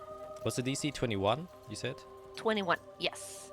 Okay. So you're focusing on it, and once again you can see the ripples start to kind of almost like there's the bowl itself starts to hum and vibrate, creating this wave pattern inside of it, and as the ripples shake and the light refracts differently from the different angles that the waves now create within the water, a image starts to manifest, and as it does so, you can see that the color changes, and the kind of somewhat purplish, bluish hued holy water that's kind of imbued with your holy magic, as you know, you're pouring your essence into it, turns into a deep crimson red before it just stays red, and no image appears other than the scarlet liquid now was inside of your bowl. I'll slightly chuckle and say, I should have. Yeah. Kind of expected. Okay, and I'll just put the thing back into my stuff. Yep, just put it back. You want a 20, exactly a 21. I was like, oh no. Head. He's probably not the smartest, but he's. I need. Oh, shoot! I should have. The wing. Jade is not there because I could have borrowed the sword, and that would have made the DC 25. Oh, yeah. Next Yeah. time. Next Yep. time. Yep, I didn't think, and Jade is currently busy. Yes, she is not Mhm. here. Still Nope, inside she's of the archive. busy. Although I would probably go and gather her from the thing so she could at least have a good night of sleep before she goes back into the archives. Yeah. Even though there's a comfortable space to chill at the archives themselves, and some scholars do their overnight sessions there. Yeah, and that then, unless anyone else wants to do something, concludes day 4 with uneventful things, and that is also where we're gonna take our break. So we're gonna be here, quick session to see what will happen next. Yeah, until then, gonna see you in a quick sec. Bye. And we're back. It was a new day. Please like and subscribe for the 3 consecutive super low rolls from Fiera. That does surprise me quite a bit. Anyways, the 3rd day is yours for the taking. And I guess, Eirik, we left off with you. We will start with you again. Anything you would like to do? Yeah, so I question, I forget where I got it or how I got it, but in my bag, in my inventory, I have 25 gold worth of tanzanite. Yeah. Is that one piece, or is that like multiple little pieces, or how big of a thing is 25 gold of tanzanite? I would say it's like one chunk that isn't super big. Let me just Like- quickly remind myself which. Like, Oops. Oh, she has one actually. She's got it. like this big or this big? The left one definitely. How much? This one. No, This oh, one. no. the other screen piece, left. the This one. screen Okay, left. this one. Okay. Okay, so this big. Yes. Okay. Yeah, like a gemstone. So Decently sized a gemstone. tumble. A Gotcha. tumble. Yeah. Okay. Yeah. Okay. I have 2 shelves full of shiny rocks and stuff. I mean, nice collection to have. My prized possession is this dragon egg. Oh, that's actually. Dang, that's a natural rock. Sheesh. Yeah, that looks great. That's sick. Dang. It is Septarian and it is UV reactive. Oh, does it glow in the dark? It does glow in the dark. So all of the cracks that are in there, when you put the UV, they stay dark, but the pale here flashes like this pinkish hue. It's really, really cool. So sick. And this is That's super right. sparkly, but because my webcam is shit, you can't see it, but it's like sparkle all the way. Man, that's. So it's my own dragon egg. The one time that real life is actually cooler than fantasy. Well, no, actually, Tanzanite is also pretty sparkly. Tanzanite is pretty cool, honestly. Yeah. I don't have any though. Yeah. Maybe one day. But yeah, it's about a large grape-sized, or thumb size if you have big Cool. thumbs. Yeah, a tumble. A tumble, exactly. Nice. Okay, so good to know. I'm going to. Are we I would like. back? Oh, yeah. yeah. Okay. Oh, you didn't.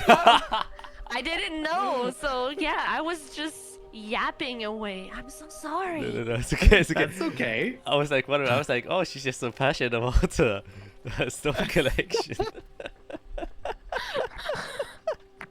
She just missed that we started recording.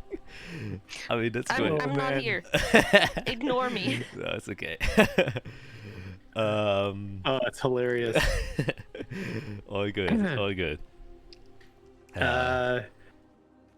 I'm going to go on the hunt And the for a couple other gems. I want to go looking for 3 pieces of quartz, roughly the same price or cost as the tanzanite that I have. So 3 gems, 25 gold each of quartz. Of quartz. Yeah. Just regular quartz or a specific. Oh, she has Yep. quartz. I have. Figured she would have Right. the quartz. That's a common Yep. one. Yeah. It's right here. So yeah, because Uh, do you want like the elemental attuned quartz, which is a crystal quartz, or just regular quartz? If I can find the actual elemental attuned quartz, if there's a place that has it available, I'll see what the cost is like there. All right. Yeah, you go kind of looking around. Your best bet is the Ventricate of Swords and Brooms. They seem to deal with most magics. Unfortunately, doesn't have any there. He has emeralds, sapphires, and ambers, but no quartz. And then you go down to the Arcane Arcada, and he does indeed have quartz. Great. And he has let's see, around like 50 gold worth of quartz currently in his possession. Okay. I'll take it. All right. 50 gold. Then just write crystal, 50 gold worth of crystal quartz. Good. Differentiated from normal ones. 50 gold piece crystal quartz. Great. And then also in my travels, I will look. I'm gonna go look for a small buckler shield, like I saw them using yesterday. And just go buy super simple, run of the mill, no fancy embellishments or anything. Just something I can build off on my own. Yeah. Definitely can do that. That would cost you around. Let me just quickly see. A buckler would cost you around 35 gold. Yeah.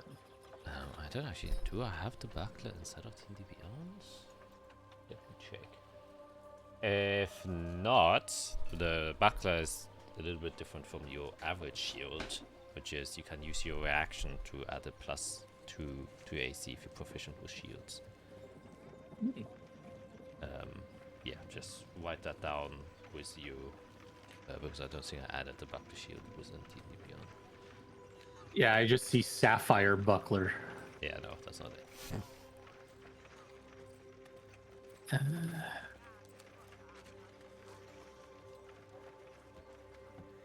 You said plus how much 2. to 1, 2, 2.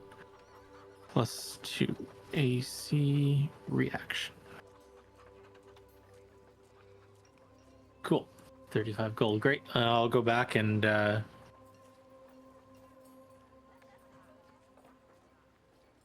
I will go and set myself up in some whatever room I can in the tower. And kind of spread myself out and start, I suppose, putting a drawing into practice and see if I can get things to work here. All right. Care to explain what you're working on? Yeah. I'm going to attempt to build myself a shield.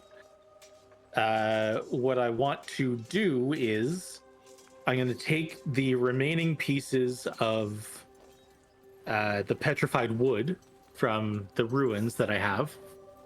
I'll lay them out flat, and I'm going to trace out the shape of the symbol of the Fate Weavers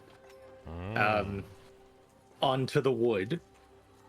And then I want to take the shield that I bought and I'm going to attach that shield to the front of that shape of the Fate Weaver's pin, so that the round buckler shield is the center of the Fate Weaver's symbol. Inside that, or on the edge of the buckler shield, I'm going to attach on the top, the north section, I'm going to attach the Tanzanite gem. On the east and west, I'm going to attach 2 quartz gems. And then on the south point, I'm going to attach an emerald. So the 4 cardinal points have different gems. The center section of the buckler, I'm going to cut that out so that there's a hole in it, and I'm going to go back in time and grab something that I haven't worked on in a while, the spinny eye thing that I was working on with the lens in it, the metal pieces. I'm going to take that and I'm going to mount it inside the hole that I've created inside the buckler. Ooh. So it's a little porthole, basically, inside of the shield. Nice. All right. Yeah, I think that is quite easy enough for you to do. I would say make a just make an investigation check because you're proficient with intelligence and just need some intelligence proficiency for that. Yeah. And a +5 to that. All right, so I would say this whole process of kind of crafting the rough parts together only takes you a couple of hours, and it turns like afternoon, probably like 4 in the afternoon. You're already like finished with what you kind of just described, and you still have to later part of the day to kind of continue other work if you should do so. Yeah, I mean, I suppose I'll I don't want to just do this on an unsuspecting person because I don't know what might happen. That wouldn't be good. I'll go. Okay. Izarel, if you want to, if you're here, I don't know if that's whatever point in the day. Do you want to lend me a hand? Do you want to be a test subject, so to speak? We could go into the courtyard, so that we can test this out. And yeah, I don't mind. I don't think it's gonna do anything to you. Okay. No, it's fine. I just let's take the guard's advice and just go into the courtyard where they're, practicing, and let's go actually practice to Yes, sure. to look actually normal for once. Absolutely. Fully agreed. Yeah. Yep. Okay. Go out to so big open space. What do you need from me? What do you want me to do? I just need you to stand, I don't know, maybe 100 feet away, Okay. and just be there. And I'm gonna see if this works at all. I'm Okay. gonna go back 100 feet.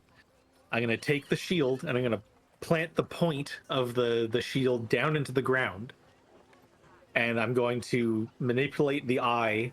So I'm gonna spin the 2 pieces of metal and open the eye so I can see through it. I'm gonna focus that eye on Izarel. I want to see if anything happens. I mean, yeah, you focus the eye on Izarel, but you have to have a specific trigger input that you try to do, because right now the lens is just focusing. But how do you wish to channel energy through this eye. You know, you have connected 4 different elemental gemstones to the shield, and you kind of made like a funnel of energy that coalesces towards the lens. And now you have to basically decide, okay, how is this thing gonna be powered, and where is this power going to be channeled through, and in what way? Just as an FYI, Isarel will willingly fail any saves that needs to be done just to see if what Irik's doing is working. So I don't want to roll for anything. I just want to like automatically fail it because I am trying to help Irik here, like see if his thing works. I'm not trying to make it more difficult on him. Okay. How can I channel this? I was focused on her. I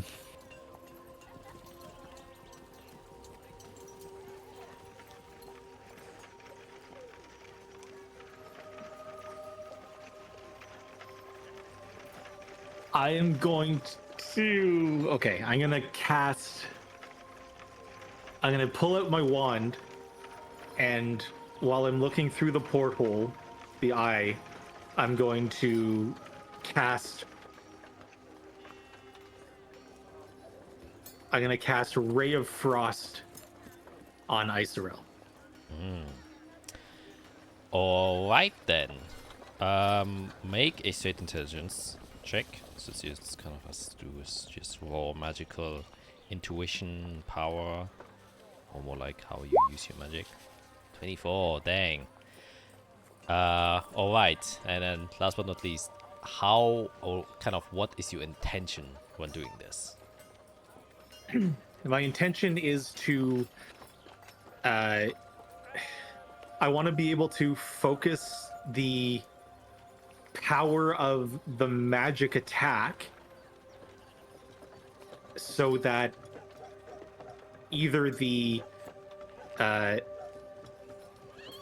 want to focus the power of the magic attack so that I have a better shot of landing the attack on whatever is inside that focus.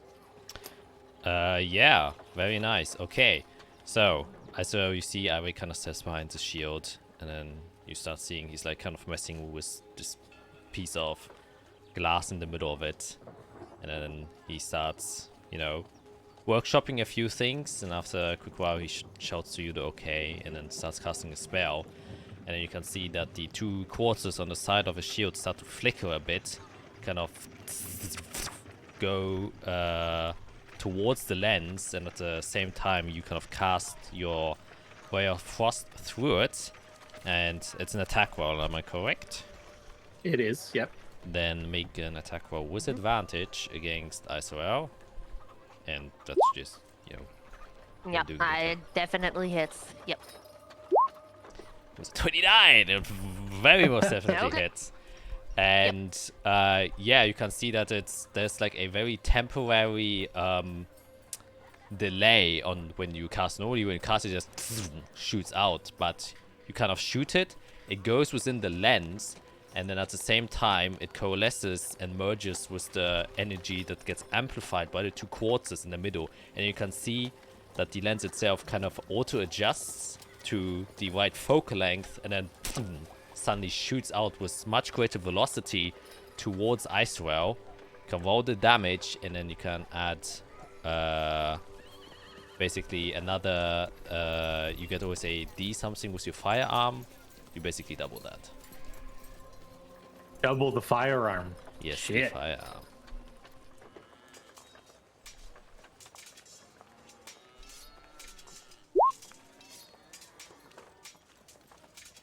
Yeah, so another D8. Yep.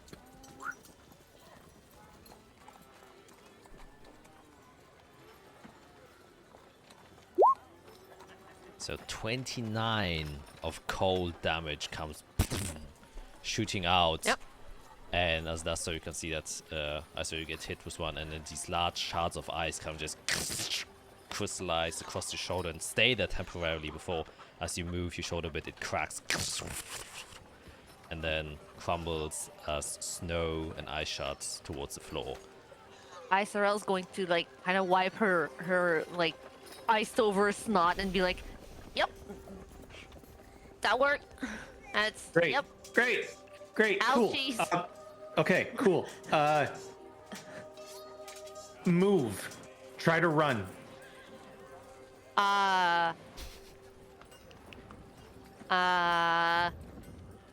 Okay, and I'm just gonna turn into because I'm guessing we had a long rest. Oh yeah. So I'm just gonna turn into like whatever shape of animal, knowing that like now he's like hurting. It's working and it's hurting, so I'm just gonna turn into like a dire wolf and just start running around to like see how it goes and just kind of pad myself a little bit. Yeah, the hit did hurt a lot with 29 cold damage. Definitely. That was almost half my health. That hurt. I mean, that was a high roll. It was. That hurt. That really hurt. I'm okay though, but yeah, just to be sure, like I just turned into a dire wolf and I just start running around in the courtyard to like make a little bit of a challenge. Okay, Eric, you see as we're turning into dire wolf. I'm gonna have my wand pointed at her, like as I've just finished casting, and I want to focus my intention on the lens and see if it follows her as she moves. Okay, yeah, you're kind of wiring it a bit, and you notice, like, obviously you still have to kind of set the control of the lens yourself, like you have to operate it. But you kind of asphyxiated some mechanical devices that allows you to kind of control it with your wand, because every time you cast a spell, you like focus on something, and it seems like the focus gets sharpened with the lens.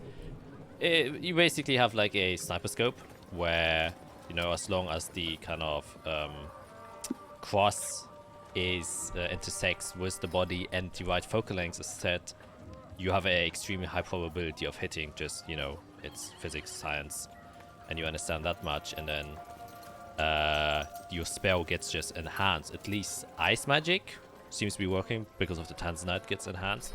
Might also probably lightning could also be enhanced because you also the crystal quartz for the ice, and then the tanzanite might actually also amplify any lightning spells that you have. But the one thing that you're noticing is, though you have better aim as you're placing yourself behind the shield and aiming, it leaves yourself vulnerable because you have to spend time actively, you know, targeting, and you can't be doing anything else while you're in this position. But you do have a greater focus of hitting it. So yeah, as long as you're maintaining the control of the lens, you seem to have a good aim at the target that you're at least looking for. In a cone in front of you, like it has a limit to how far this cone reaches. Yeah. Okay. So as I figure that out, I will just yell at her, come at me. All right. Come at me, bro. Okay. As a dire wolf, I will just run to him and try a bite attack, just to see how it reacts and see how it goes. All right. Yes, you can do that. And I add a note. What I forgot to say is because she was 100 feet away, and I think we're frost. How far does that go? Also 120? Is it like firebolt? I can't remember. I believe so, if I remember correctly, but I'm not sure. Also, we're frost shorter, 60. Oh, 60. Yeah. Shit. No, that's what I wanted to mention. You realize you still managed to hit her. And it seems like the focus property of this doubles the range of your cantrip. Ooh, interesting. So it's a more precise, focused, it's basically like a laser, But Right, the right. downside of that is you can't move while you are aiming. And you have to basically spend your entire action standing behind the shield and, like a sniper. You can't run with a sniper and expect Yeah. to hit anything.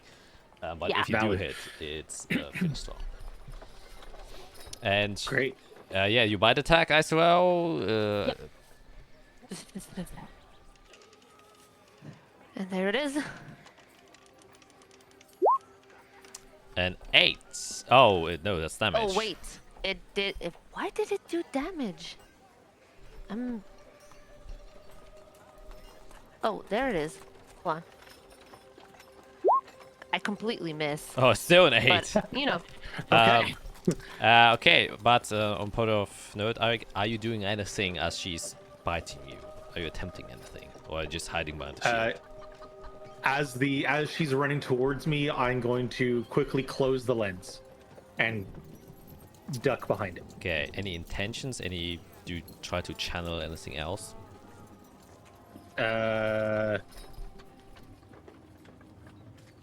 Actually, just make a straight intelligence check, because I would know some things that I think you as a player probably would instinctively know. The 20. Very well. You have a, shield that has different elemental attunements towards it, and Eirik knows, you can harness it in different ways. The lens you can use to focus it, or you can close it and have it be widespread across the shield.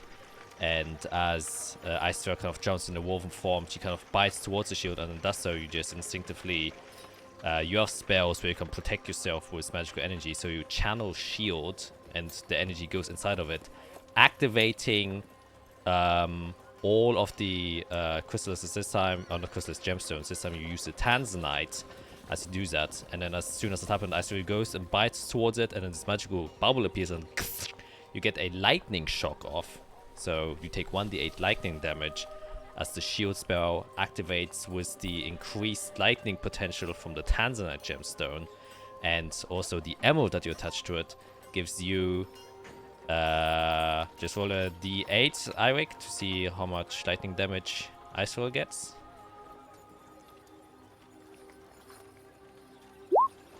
And then saps that, and the emerald channels it within you, and you gain 5 temporary hit points. Oh shit!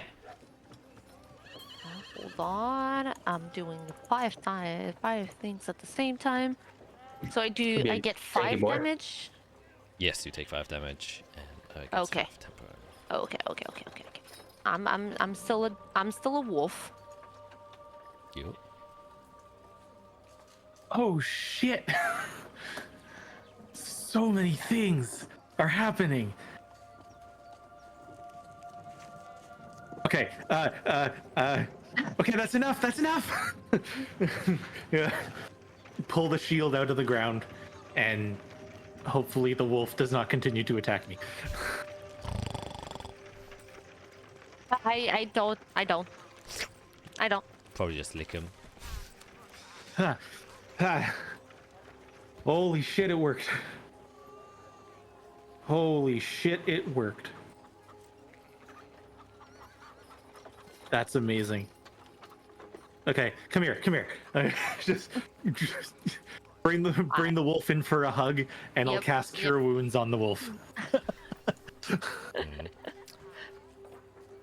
Yeah, it's like I'll drop my my wild shape when he starts hugging me, because my elf form is hurting a lot more than my wolf form. Oh, fair enough. I'll cast Cure Wounds at 2nd level.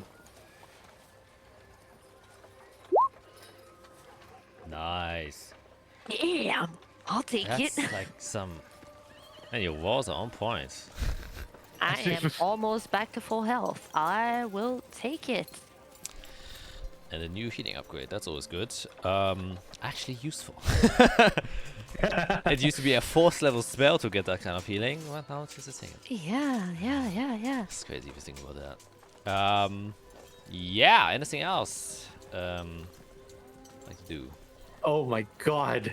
Okay, thank you very much. I'm sorry Of that course, hurt. of Did it hurt? course. Is that fine? I mean, it did hurt a lot, but in a good way. Like that seems to really hone in your abilities. Yeah, that can be deadly for both you and the enemy. That I, oh man, I thought about this a long time ago, but given everything that we've did, I haven't been working on it for a long time, but the shield was just something new that I thought maybe could help, just protect me a little bit more, and then use the powers of the thing, and then the gems. Holy shit, everything coming together. I spent time in the archives researching the gems and what they can mean and what powers they hold. Holy shit. Okay. Oh my god. Oh, that feels good. Okay. Thank you. Of course, anytime. It did hurt, but I'm glad we got this figured out, because that can be very good. That can be very. This is very impressive. You got this done all today? I'm going to be honest. I didn't think that I'd actually be able to get it to work this well the first try. The plan, the sort of idea of it, like I said, the eye thing, this lens, I've been thinking about that for a long time. As he's talking, I just start poking him in the forehead, and I'm like, I've been telling you to trust yourself. See, okay. Trust in your abilities. Stop being so scared. Yes, I understand. Thank you. Good. Okay, to be fair, we haven't had a lot of moments like this where I've had time to I know. Okay. I know. I understand. But when you have an idea like this, write it down and trust yourself. You will figure it out.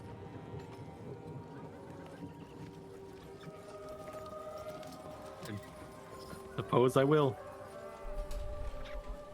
Oh man, that's exciting. That's really exciting. And with that, see we could switch over to Fiera, as Eric is now lost in mind in something positive this time around. Yeah. What is she getting into today?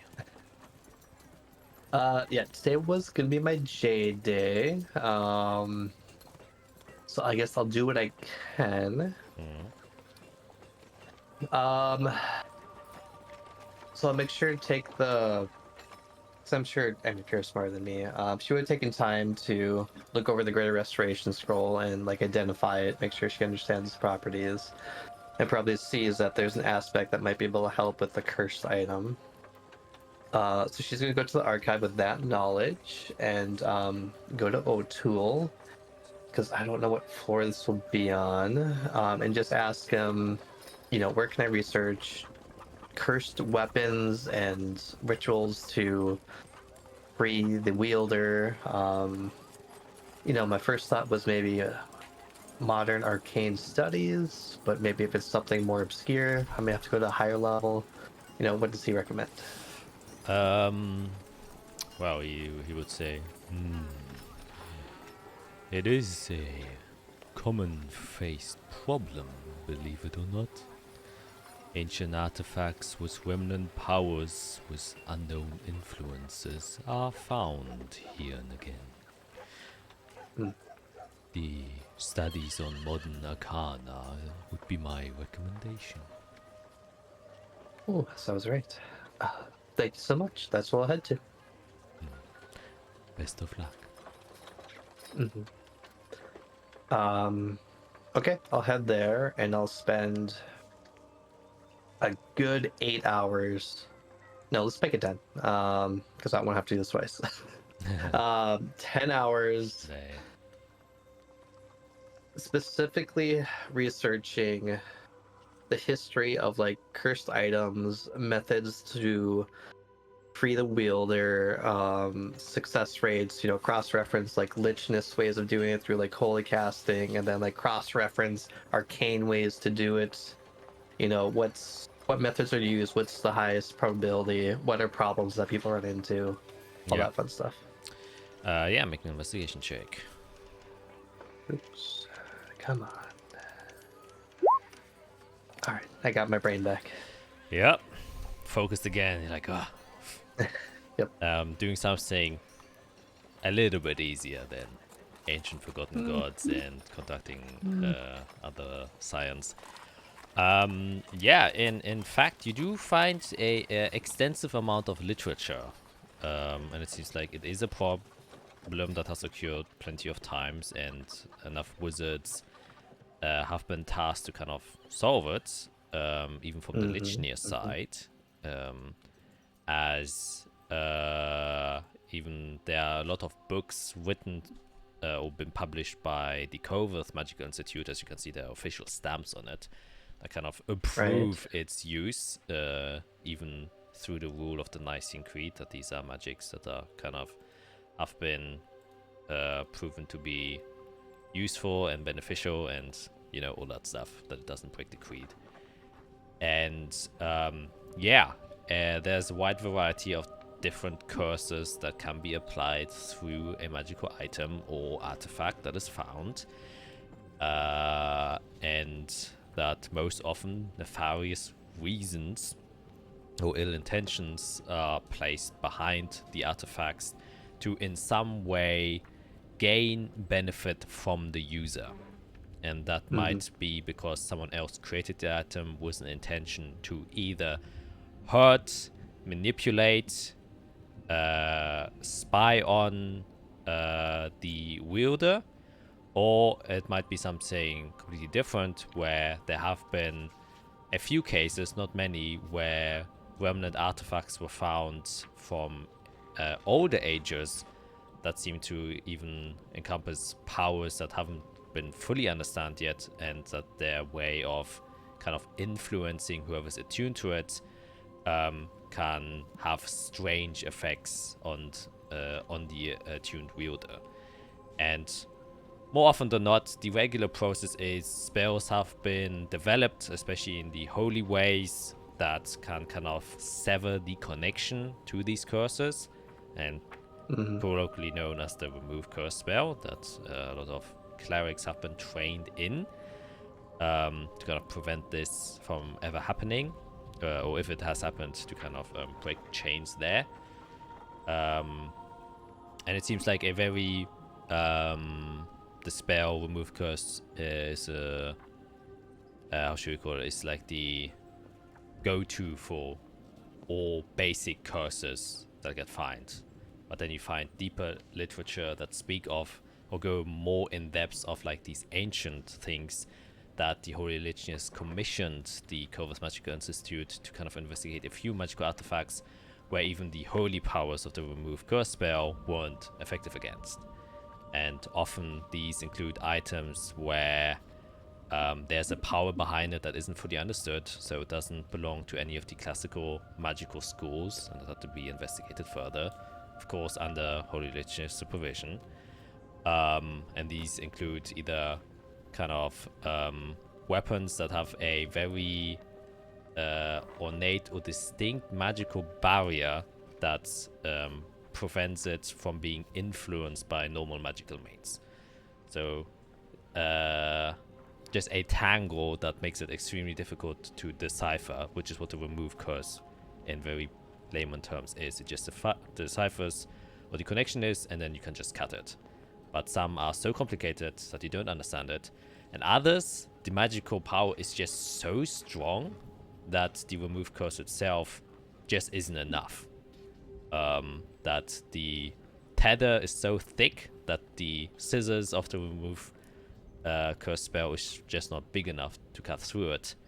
And then with a 24, the last one you find is there are some artifacts that have been found that have remnants of souls within them, and that is referred to as soul binding, and those are nearly impossible to separate, but Oh, okay. a solution has been found by Covert himself, as he was commissioned by the third Archbishop back in the days.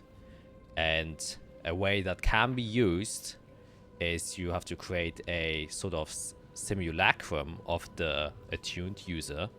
So a sort of doll that is supposed to replicate kind of the wielder itself. And then instead of trying to kind of cut the tie, is you just try to move it over to the simulacrum. Kind of, you know, taking the hot stove and putting it on a different stove. And then if the simulacrum is built well enough and has a similar essence to the original wielder, the more closer it is to them, the easier this process is. But obviously the process of creating a good simulacrum is quite difficult. But a lot easier than trying to just break a soul-attuned or soul-bound individual from the item. And that seems to be the best way of success. Okay. Oh boy. So the question for Jade's weapon is A, does it have the barrier that would remove curse? B, are there multiple souls in it that are empowering it? I guess those are two questions. Okay. Interesting. Actually, you can make an Arcana check. Giving Fiora the Sure, benefit of the sure. doubt. He is a very smart girl. I guess I could use today's heroic inspiration. That seems like a good idea, right? Yeah, true. She's playing a human, by the let's- way, so she gets inspiration every single day. Just I need it every day.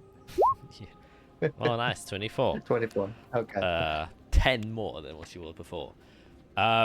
Yeah, you gather from what you know so far about this blade, the fact that it has been identified as a creature by Jade and Isarel leads you to believe definitely it has a soul of some kind. Its annihilation field was probably, you know, detected, and you assume that is how the divine magic of Isarel and Jade work. So probably has definitely to do something with soul binding. Okay, lovely. Well, that's not good news. Huh. Okay. And the only method I've found so far is that seems to have a good chance of working is finding out what the simulacrum spell is and make one of Jade that we have to with the tether to free Jade. Okay, that seems easy. Yeah. Actually, you don't have to do the simulacrum spell per se. I'm using simulacrum as what it's meant to be, which is an imitation of the original object. Obviously, if you have the simulacrum spell, that would greatly increase the chance of you doing it. Nope. But just creating a kind of voodoo doll, Madame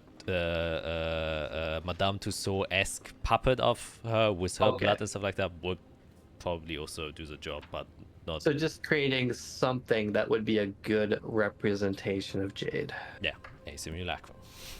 That's the definition of the word. Yes. Oh boy, that's gonna be a project. Okay. Don't think I can do that in 3 days. I'm gonna have to workshop this one and figure out what she wants to do, I guess. Okay. In this research, have I found anything in like the wielder overcoming the curse of the weapon so that it doesn't affect them, Usually, but they still like wield it? in most cases, the properties of the curse usually include any magical abilities with the weapon. That is how it gains the abilities. So if you remove the curse, you kind of remove the magical abilities. Gotcha. However, soulbounds are kind of special in that sense because something is bound to the weapon or transformed into a weapon, meaning it could have two potential consequences. If you actually break the binding thing, is either you unbreak kind of the seal that puts it into a weapon, which means it will return to its original form and release it, or the other solution is because it's two souls basically fighting. If the attuned user's soul is stronger, then they definitely can overpower it. But as far as most interactions with soul-bound weapons is concerned, most souls that have been bound into weapons are extremely strong souls that have been, for some reason, been placed inside of a weapon. But it's not impossible. It is definitely a feat that can be done in theory. Oh, yeah, okay. Yeah, I'm looking at two very hard theories. Yeah. Okay, understood. I think that's as far as I'll get for now. Yeah, we'll have to figure that out eventually. It'd be easier, I guess, if we found out more about the blade or what's inside of it. Okay, I'll figure a way to do that. Okay, I guess I have a few more hours. That's just about as far as I'll get with Jade for now. Research the blade, done. Okay. Yep. Okay, for the rest of the day, what am I gonna do?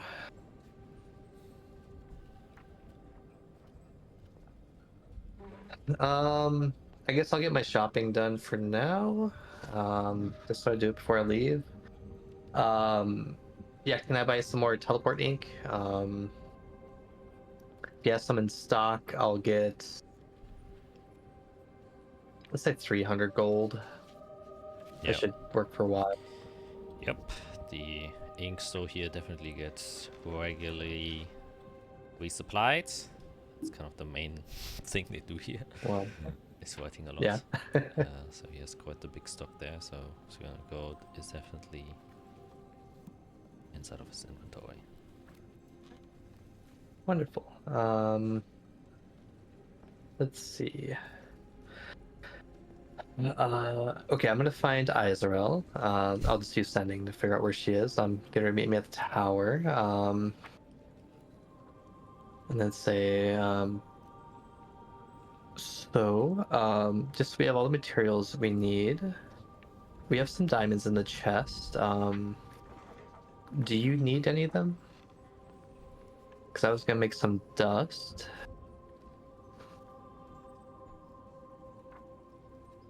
As she... It's for a drawer? Oh, okay. Yeah, the notebook. Notebook. You're still muted? She's panicking. I am panicking. Wherever Isaril is at the point where she gets descending, her ears perk up, and she says, "Yes, I do actually need diamond dust, if you have any." That's another. How much in value? 100 golds worth. Okay, I'll definitely make more than that. Okay, I guess I'm gonna start learning using my new jeweler's kit. That's all fancy. And I am proficient with jeweler's tools. So I will figure out how to turn diamonds into diamond dust. Yeah, I think if you have the tools and you are proficient with it, then I think that is something you have done before. And so it takes a I was while. probably taught a while ago, but I've never really needed to do it, so I have to like relearn a little bit. But Yeah, like I would say it would take you probably the better part of the rest of the day. There's, diamonds famously not easy to turn to dust, especially doing it by hand. right. Yeah. Okay, then I'll make. Oh God, how much am I gonna need? God, because I have a spell that can prevent detection, but man, does it not last long. I feel like we're near it. I'll make 600 gold worth of diamond dust. Dang. Stocking up. Alright. I'll take that. I just imagine her with like a rolling pin just sitting there for like all afternoon. Yeah, my arms are just gonna be burning. Yeah. Just It's like a millimeter per hour. It's just going, crushing it so ever slightly, taking the entire day. Because that's how you crush diamonds. Yeah, with a roller. yes, Diamond pizza. exactly. Okay, then I would say you probably spend the rest of the day with that, and we're gonna then switch over to Icero, who's been contacted by the other two. Anything you would like to do on this day other than running around crazily? In between all of that, at some point, I would have had a conversation way back with Fiera, and I would like to go and investigate some things at the archive. Alright. And so I don't know how much time I would have before Eirik and or Fiera would have called me. But basically I would spend that much time trying to make, I will be in the 9th level of the archives, and I will make research on Kahal Nux. Oh, okay. Yes. Very interesting. Then make a investigation check there. Yes. I will, before I head into the archives and like run, I'll give myself guidance. Alright. Because I don't trust myself. Oh, I should trust myself a little bit. But you know what? I'll still do it. Yeah, it just rolled detects. Okay, cool. Thanks. Why not? Here.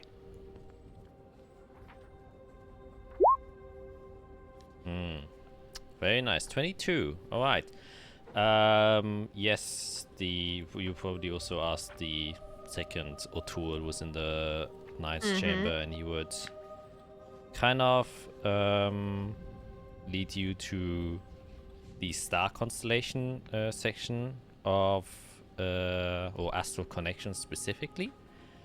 And there are only like a couple of tomes, and once again it's listing of the astral landscape of the solar system and how it has changed over the years. And you already knew this. You also saw this in the kind of Lazula, I guess, tower where you got kidnapped. And very similar depictions are there, and it usually depicts a timeline of different discoveries of plaques where the solar system has been documented, and they seem to differ over the ages. That there once were 6 astral bodies, then 7, and as of recent, only 3.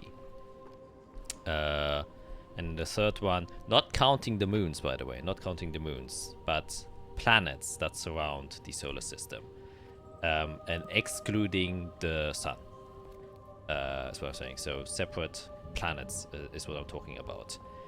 And there seems to have happened something in the last 10,000 years or so. There's no exact time when this has occurred, but somewhere between 10,000 years and 5,000 years in that time frame.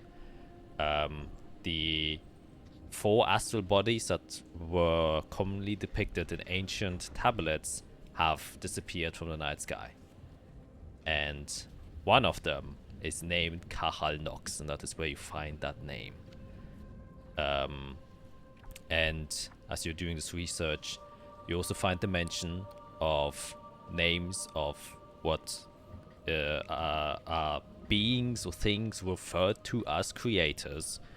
And you have seen the list from Fiera, and one of them is named Lady Cresser, and she is most commonly associated with Kahal-Nox.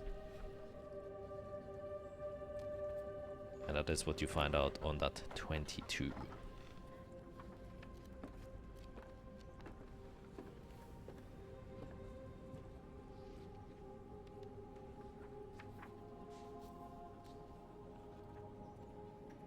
Sorry, I'm taking notes. Yep, no worries. Good. Any questions? This is very important to you, ISRL, so I'm trying to take notes that I'm going to remember. Mhm.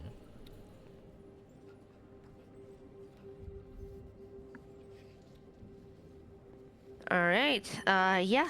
So that's probably what ISRL would do before either Fiera or Irig just kind of contacts her. And she's like, "Oh, I gotta help my friends," and run back. Yeah. Yeah, probably you did the thing with Eric in the morning, and then you went research, and in the evening when you were finished and you kind of found as much as you could about Kahal-Nox, then seemed like there was more other than that. And then Fiera asked you for the diamond dust thingy, and then kind of end of the day comes around. Then Eric, anything still from your side, or is that also the end of your day?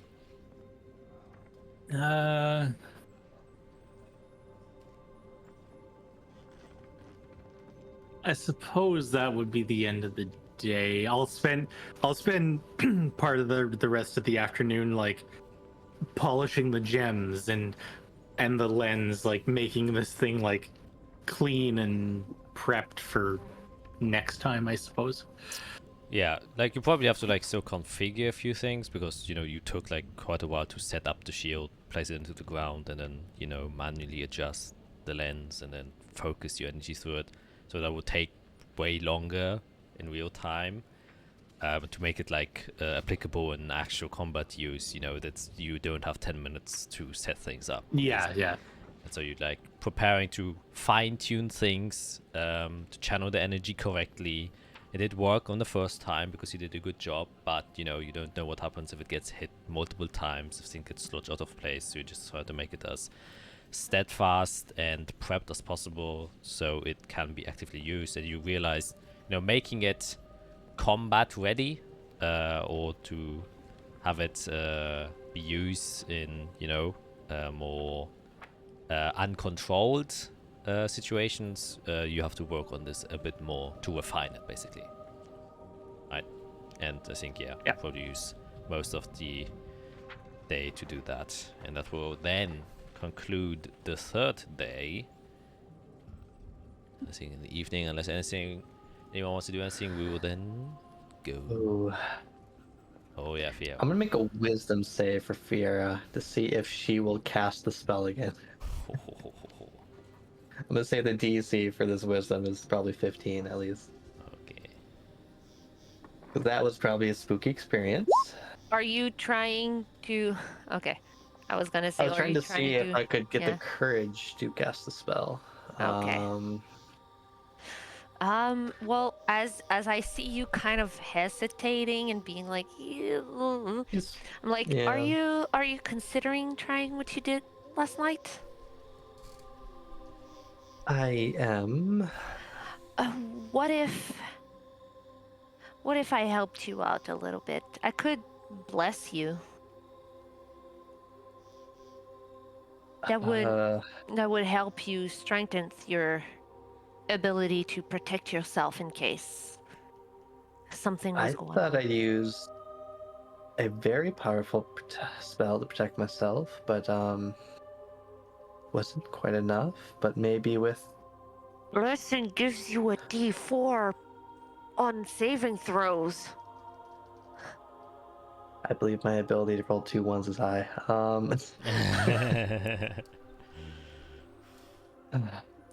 Okay. If you think it'll help, I do think if I can contact this place, I can get some answers. And I can, if something goes wrong, I can pull you out. I did it last night. I can do it again tonight.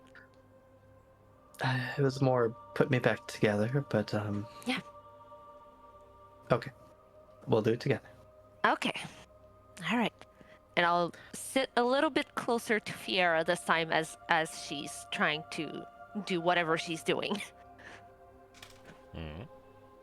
That's all right. I gotta find my questions in case this actually works. And I'm blessing you, so you have a D4 on your saving throws. Immune to sneezing. Okay. That would be a Yes. spell. Yes. Oh yes, especially during spring. Okay. I find it very funny that the only component for this thing is a holy symbol worth 5 gold, and I have like this whole ass Necklace. necklace that I use as my holy symbol. Mm-hmm. All right. Then your prep, Fiera. Yep. Because she's smarter. Tongues, and then intellect fortress. Ooh. Same as before. She's gonna try to look for the place where Torrens Igneous is. Again, just imagining a plane where they're sealed, where it's probably just the embodiment of flame. All right. Okay, straight intelligence check. Guidance. I can do this one. Oh, I think bless. You have bless on, and that's concentration. Is guidance and concentration? Oh shit, yes. Never mind. Okay, I'm not doing guidance. Sorry. It's okay. How do I chronal shift that? Oh boy. Have I used chronal shift today? I have one marked. What did I You use? You used it on your saving throw last night. Yeah, I think you just didn't. Oh, yeah. I probably didn't mark long rest. That makes Yeah. sense. Yeah. Oh, Yeah. I'm still damaged. There we go. Yeah. Let's chronal shift. Try to find a reality where I can find this person. Speed things up a little bit. Doesn't seem possible. Okay. Yeah. Probably tough. Yeah, you focus again, but there's still the hesitation there. Like, you mustered up the courage through Azrael's words, but there's still a lingering self-preservation instinct within you that is like fearing to, fully let go. It's like, this is not a relatable example, but I think we can imagine if you have a bad drug trip and then taking drugs again is like, oof, there's a fear to step back into the quote-unquote danger zone, and that is where you are currently at. Well, I make the save this time. That's nice. By a lot. Holy shit. Okay. Yeah, so after looking around the weave for a while, I'll come back. Technically, I could keep casting this. It's just a matter of time. I mean, it would take time to search the weave. I mean, I don't think Eirik probably would be around for this, especially if he's pawning his gems. I'll look at Azrael. How far do you think we should go to help each other?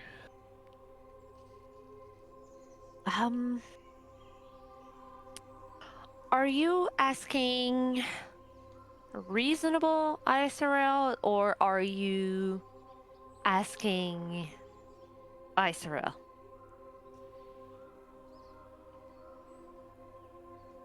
I'm asking the version that you've become. Because you've changed since the meeting. I went to literal hell for us. And I will go again if we need to.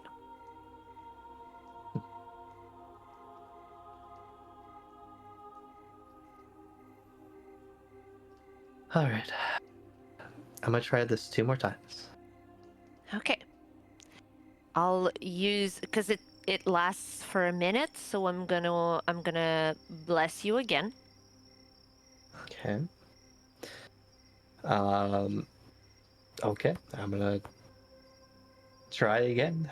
Because I don't think this is like divination where it just gets worse. I think it's.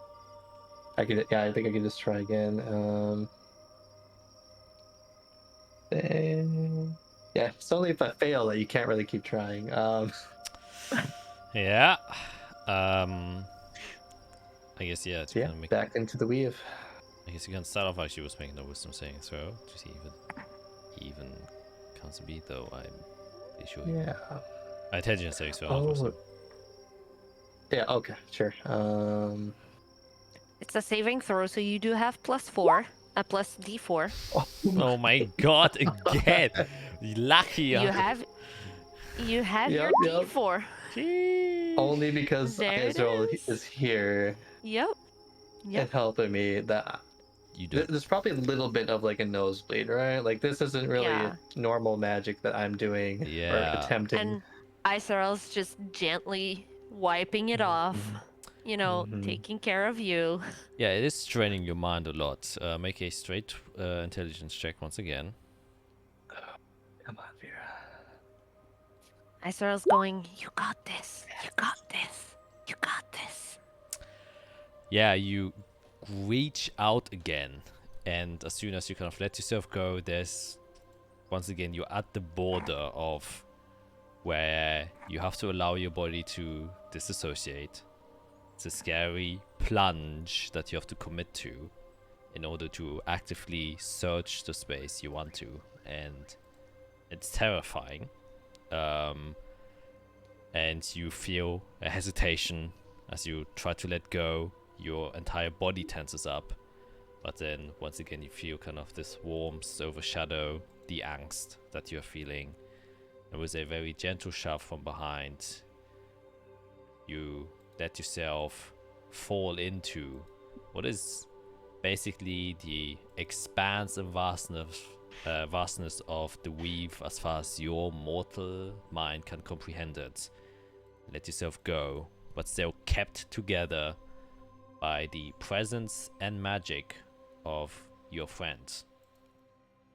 And as you do that, the kind of astral scape of the weave opens itself once again.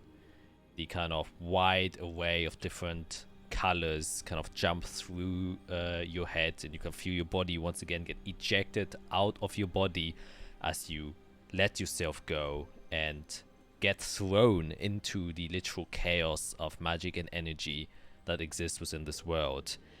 And within this chaos, you're trying to find something, and you focus on fire, a cage, anything that would lead you to a being known as the Dominator of Flame and Torrens Igneous.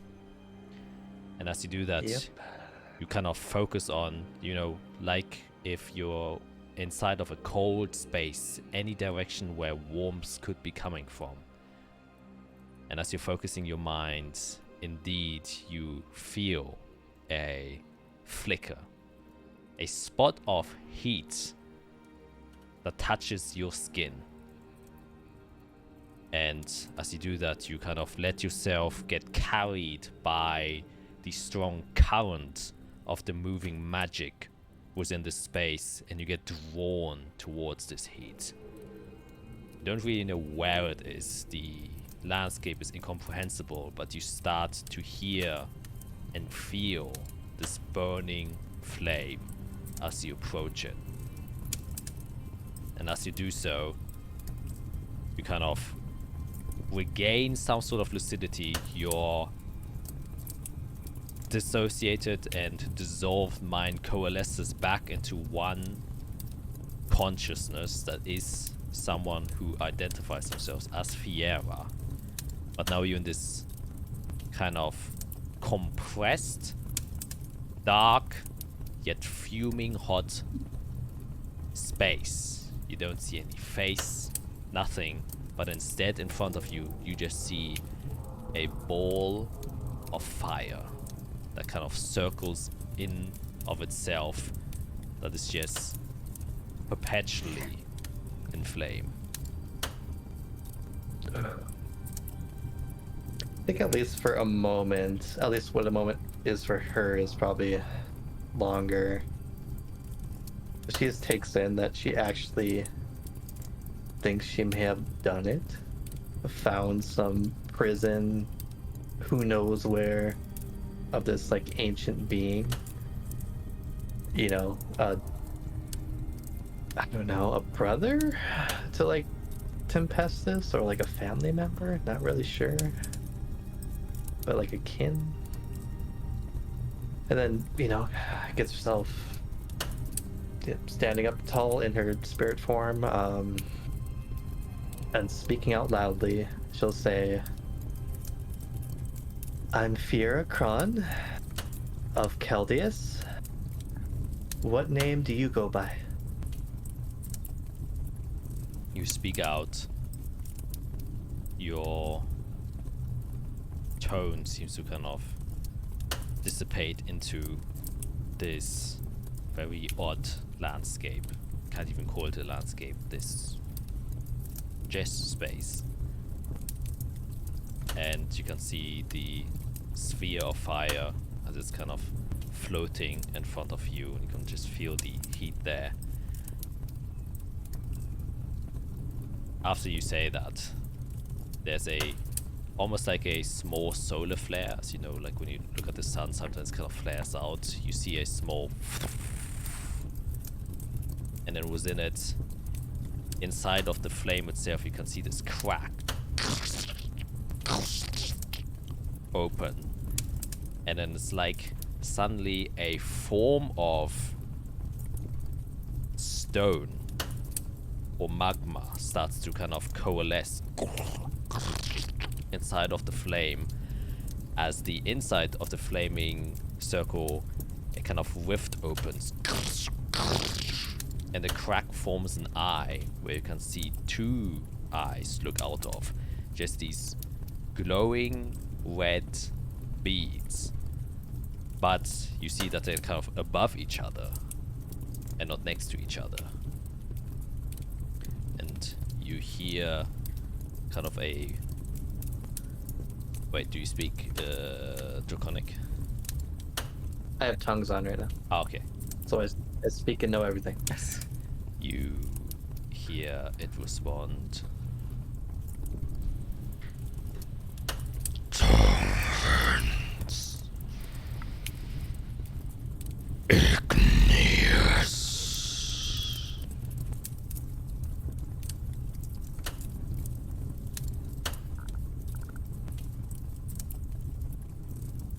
I know of the Dominator seals. Are you sealed away by choice?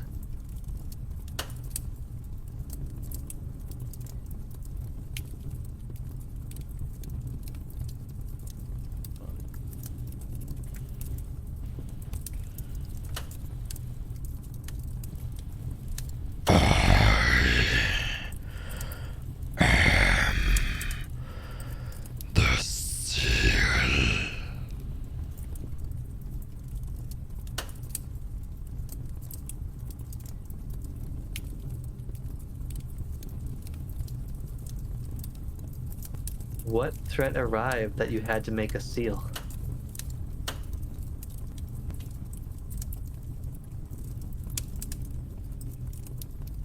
I need one of you guys to roll me a D13. Oh god. 13? Wait, 13? Excuse me? I'll do Not it. it. I'll let Owen do it. Yeah, I'll do it. Just give me 1 second. I'll go into the. Oh, what is Jack prepped? How do we deep does do this go? this?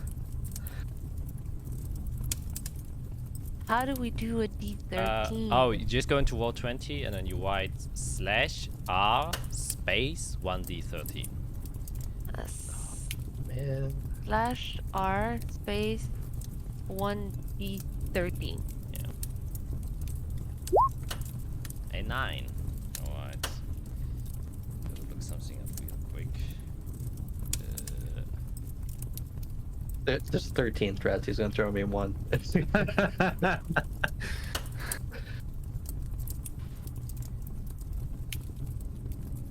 Oh man. Well, I found the sorcerer power, Eric. He's just chilling in a void. Yep. Probably That the first void guess is he's had Eric's in like brain. first guess he's had in like 300 years. He's just cranky. This. He needs a little snacky and a blanket. Oh, a little bit of a head pat. Yeah, there you go. You get a response.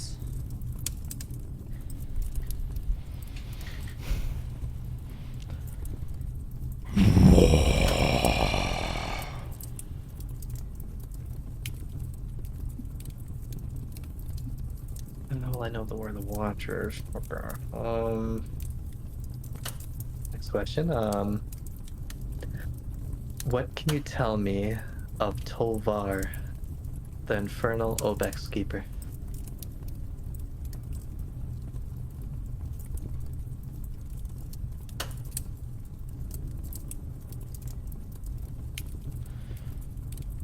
Son.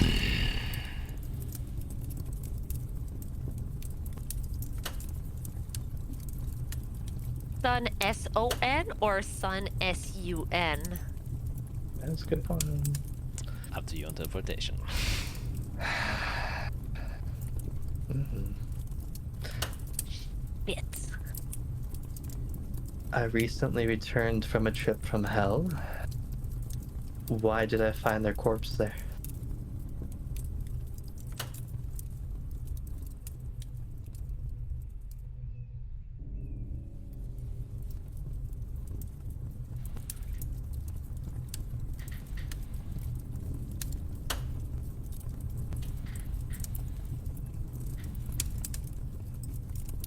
Guardian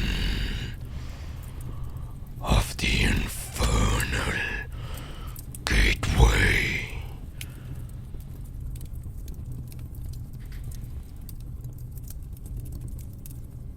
That's 5. I think that's it, right? I'll be starting to.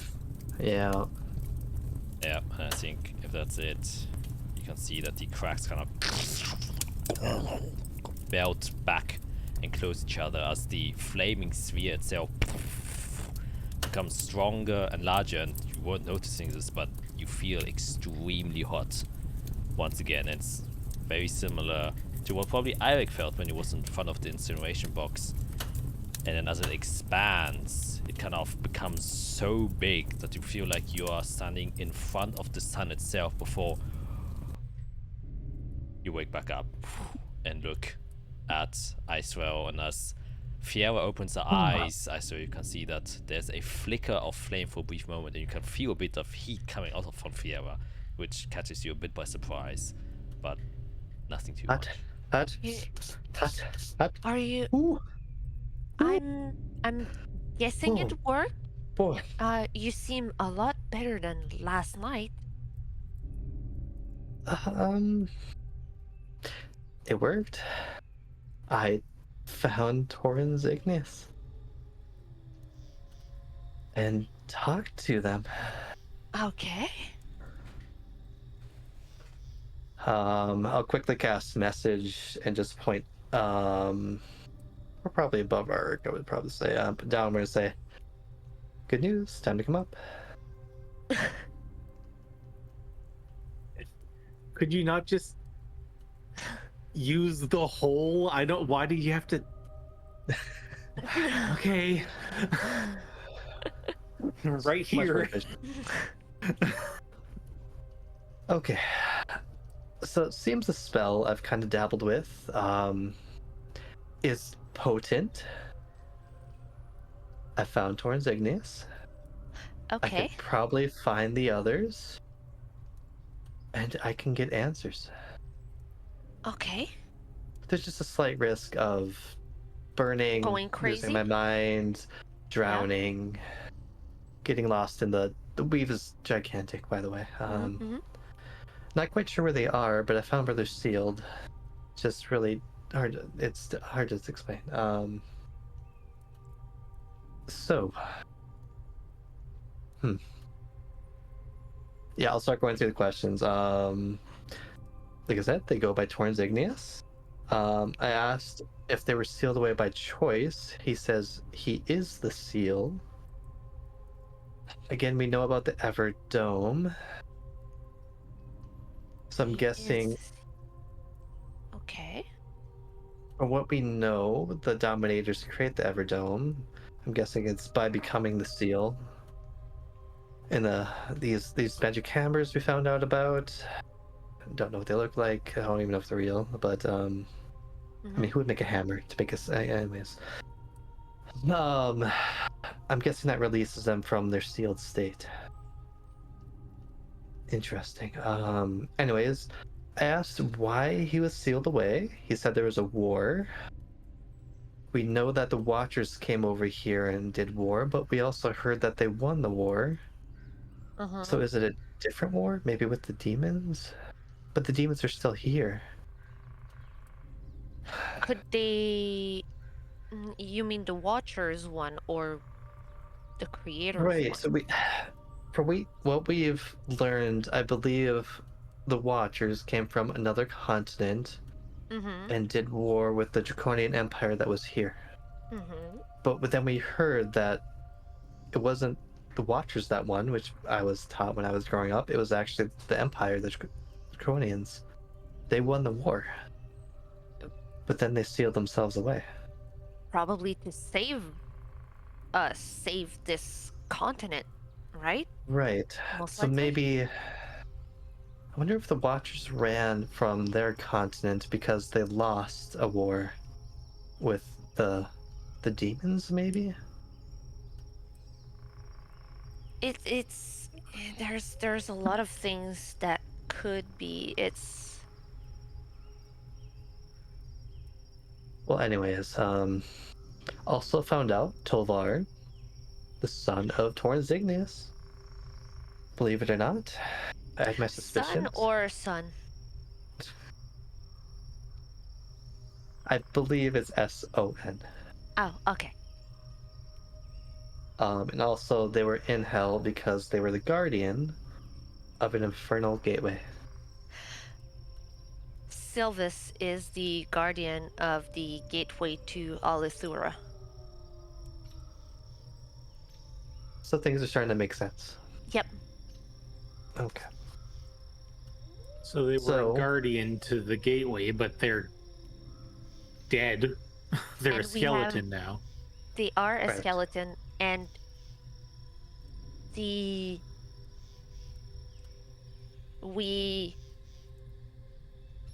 hold on.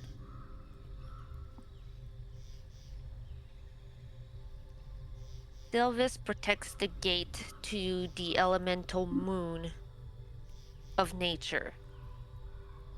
The archdevils created the gates to keep things in hell. Tolvar is also a guardian to the gateway.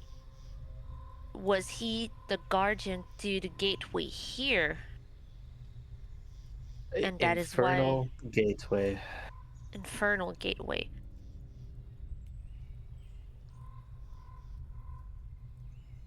I mean, that could mean a lot of things. It could mean going deeper, because we hear there's other layers of hell. It could mean getting to hell, returning from hell, Because or just transportation. we have access from here to hell via the infernal gate that we have found with That what's tree. his face? The The tree tree. guy.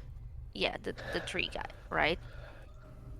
Could it be that this access is open because Tovar is dead? Would it be a possibility? Because we dropped very close Yeah. to his remains. That wasn't a mistake. No, Somewhat close. I mean, No, actually quite close. less in than a a day, relative less than a day yeah, walk. yeah. You know, The gate opened basically at his final. resting place. Yeah. So Yep. whatever happened to him, it could have been anywhere in hell. Yeah, yeah, If that's the yeah.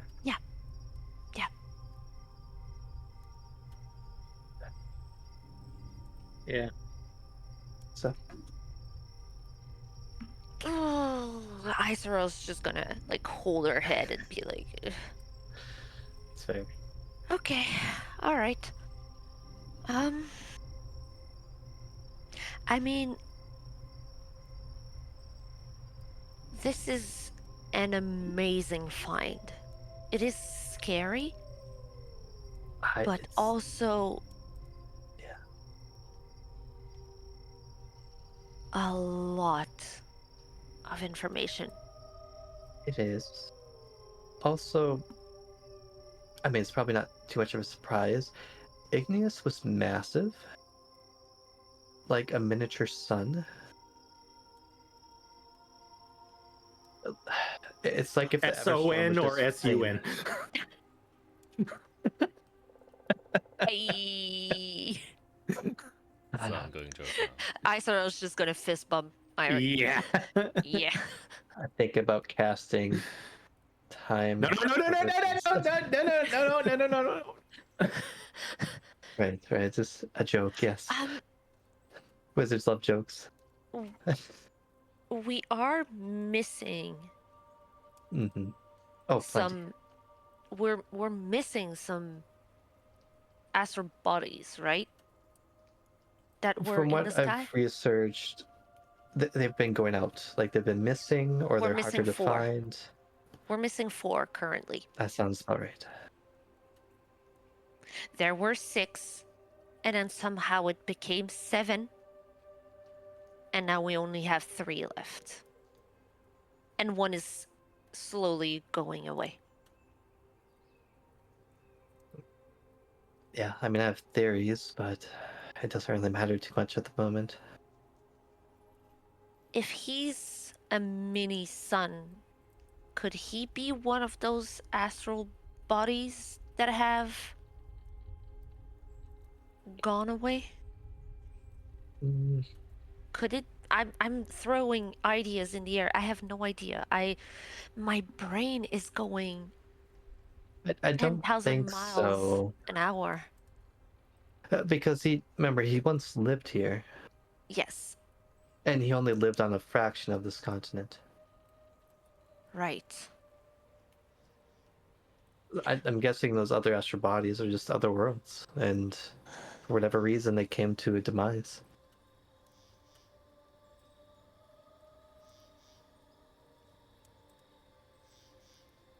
Hmm.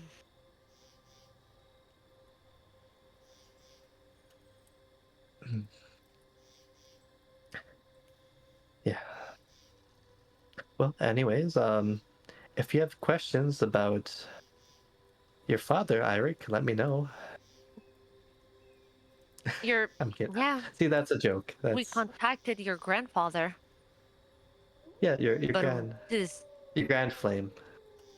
yeah. I mean, I don't have questions at the moment, but it seems that I'm able to, if I wanted to, I can focus and reach out to him. Mm-hmm. So if there's things that we want to know, we can maybe talk to him.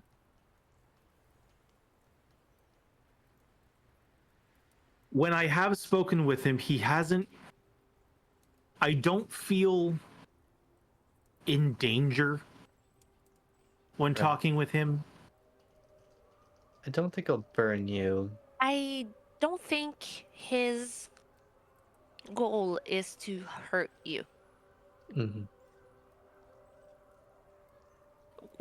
When he speaks to you, what does he tell you? Burn. More specifically.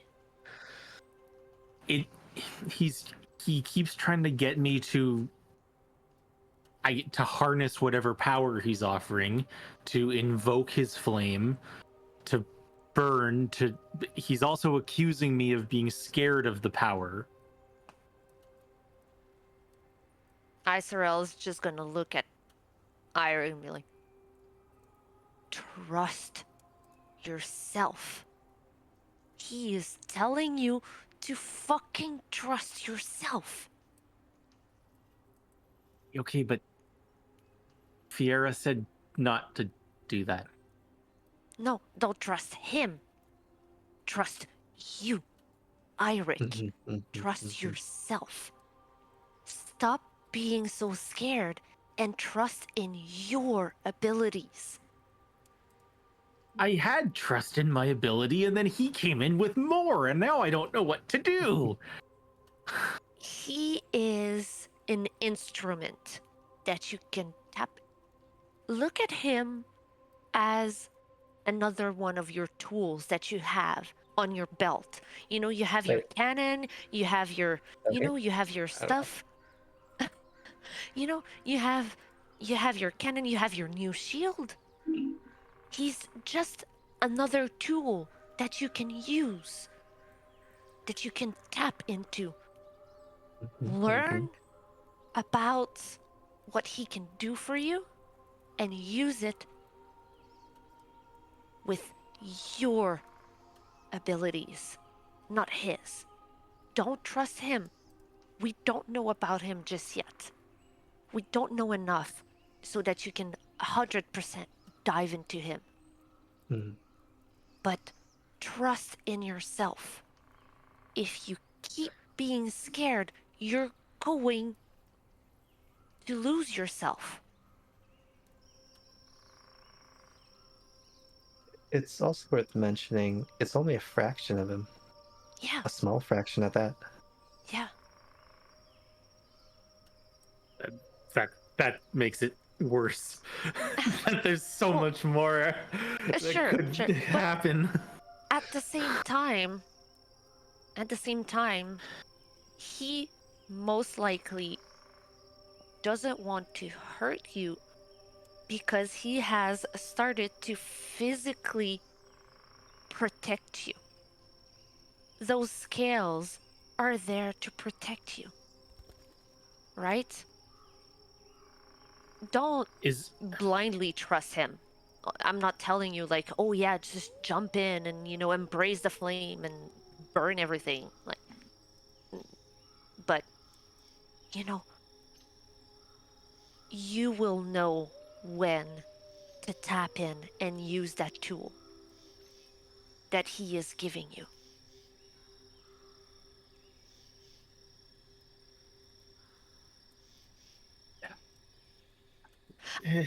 I cannot believe that I'm agreeing with that dude, but you know, Listen, I said to... what have I been telling you for weeks now? Yes, I know. Your fear will be your demise. As she says that, you see Eirik for a split second, as if, as she says, your fear will be your demise. As the head kind of turns a bit draconic and then retracts back.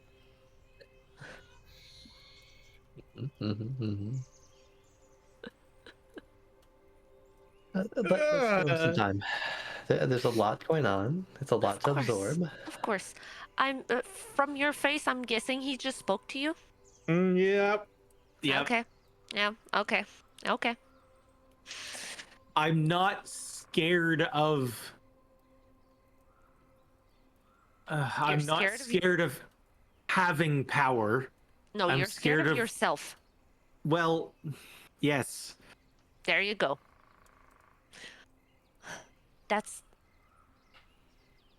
It's normal. I think you should be, to be honest, Yeah. to at least a degree. Yeah. There's like a healthy amount of fear you should have. Yeah, absolutely.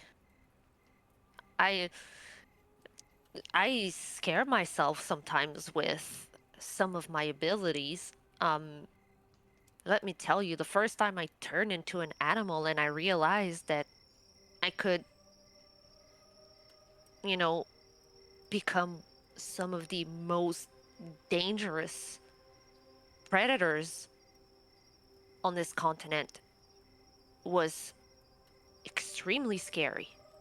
Knowing that I could potentially have someone's life, you know, clenched in my teeth. That was one of the most primal fears that I've ever felt in my life. You have to learn to harness those fears, to literally tap into them. It's a journey for sure. One that you have been on for your whole life, and one that I've been on for 3 weeks. I understand, which is why we are here for you, Exactly. is all I'm going to say.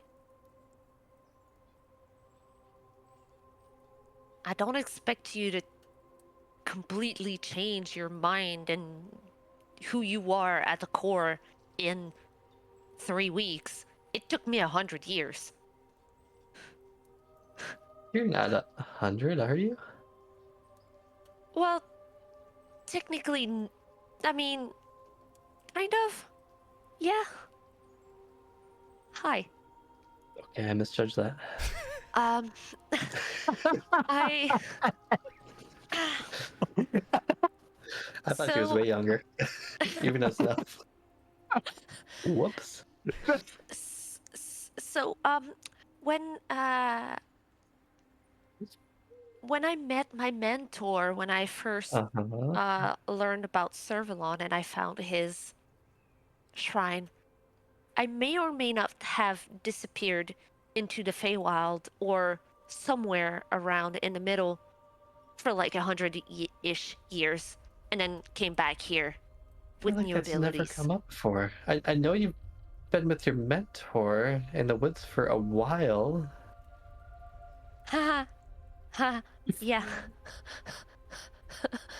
um, I kind of disappeared off the face of the earth for a while, making my parents extremely worried for a Wait, few years. wait. Imagine.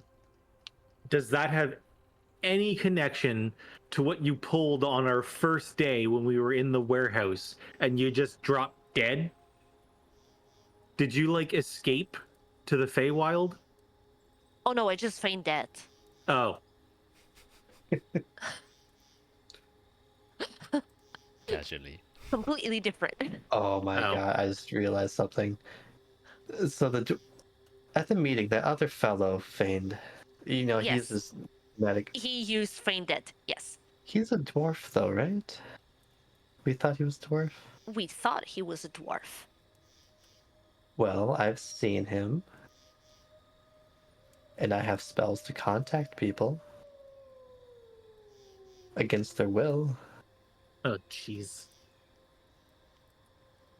Oh my god. I don't have We any are questions now- for him, we- but I could, I could have some fun. We are now going full circle back to session 1. I'll leave it for another night. I'm gonna have to think about that one. Yeah. Are you No, just gonna no. like psychic boop him? Mm-hmm. To say hi. We know everything now. You got us good. Good joke. Psychic middle finger. And then hurl him through space. Yeah. But no, yeah. Yeah, so when I learned about my druidic abilities, my mentor brought me onto the weave and like into this sacred place to Hmm. teach me all that I know. And I've disappeared for what felt like 100 years for me in that secret place. Interesting. And then came back here. I don't know how long past. I've never asked, actually.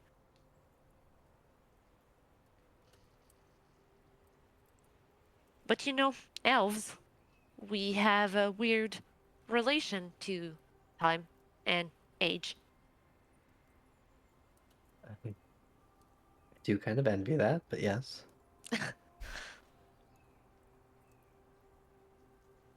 I guess, Well, for a human, I'm somewhere around 25-ish years old. see, yeah, that was. Yeah. But for an elf, I don't know. You all just lose track after a while. Yeah.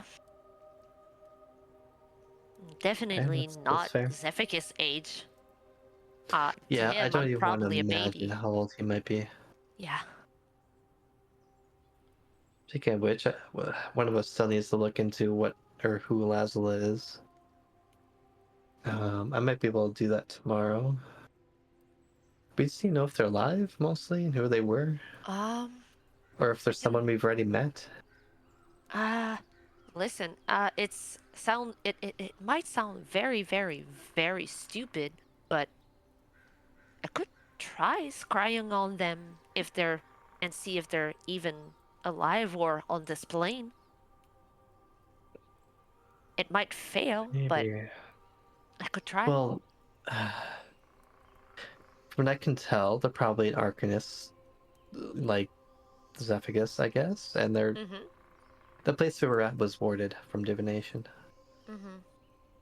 So I'm guessing if they do exist, they probably have wards up. I will say, at least, like, when at the archive the other day, I looked up information about Lazula's cave, Oh, and there was nothing. oh. Hmm. It's Now, I mean, I could have just been in like the absolute worst spot to be researched. I was just looking at geography, honestly, because it was just a cave on a map. I thought maybe someone would say something, but there was hardly any information about it as a location. It's curious because that's kind of the same with Undorn, right? We know its place, we know kind of what it's about, but there's really no information about what's going on there. Yeah. Yeah, same thing. I looked for information on Undorn too, and the same deal. Just gave very basic information about the geography, and that was it. Right. Which I'll look- it's really windy according to the information I saw, so maybe it's gonna get cold, and we should probably look into getting some better clothes. But that's a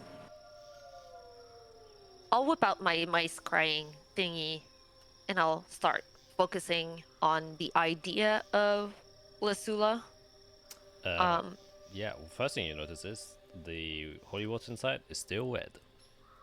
oh.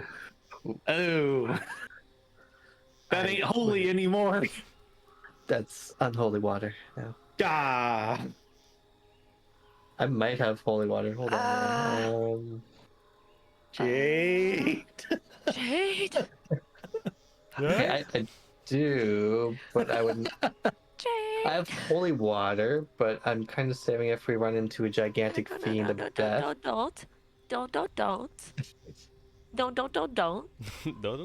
Uh, Iceworld says as no, she no, holds no. a bowl of bloodied water. Yeah. I'm just gonna do a quick run to the archives to find Jade. And Give go. her 25 gold. Get some holy water. Replace the water. Run back to the tower. So Okay. how's your day, Fiera? Oh, actually pretty good. Pretty good, actually. Yeah. There we go. Okay, I replaced the water. We're good. Okay, let's try. Jesus. I will put Intellect Fortress on all three of us just because. I put up. She knows. Yep. This was a wizard. Yeah, you don't really know much about. It's going to be a DC 11. Yeah. It went down. It went pretty much down.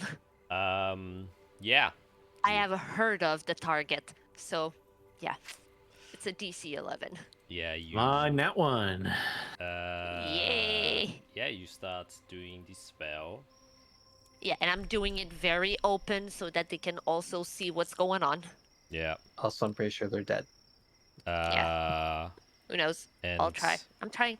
after focusing on the person of Lazula, you look inside of your bowl and it doesn't even start vibrating or humming. No ripples start to appear. It seems like there's no target that can be found. Okay. Okay, so Wait, actually, that is I don't know, I was thinking about it.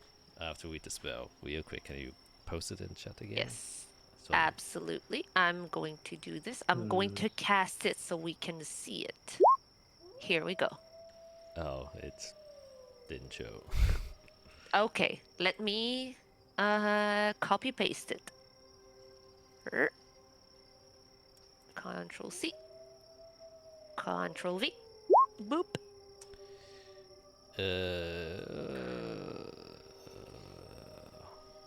Yeah. Nope. Nothing shows up. So they are either dead or on a different plane. Or they've changed. So, I did some research today. Found out you can put a soul into a weapon. I can also cannot contact Lasula for the next 24 hours. For some reason. We'll take note of that. Yep. So there's blood magic's strange, right? Yep.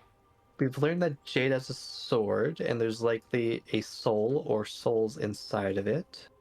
And it feasts on blood, which is kind of soulish. We also know, well, I'm pretty sure Lazarus' key leads to a dagger. I wonder if there's a soul in that dagger. I wonder if any of these weapons consume souls. There's a chance that she just isn't a person anymore. But I guess, I don't know, it's all this guess.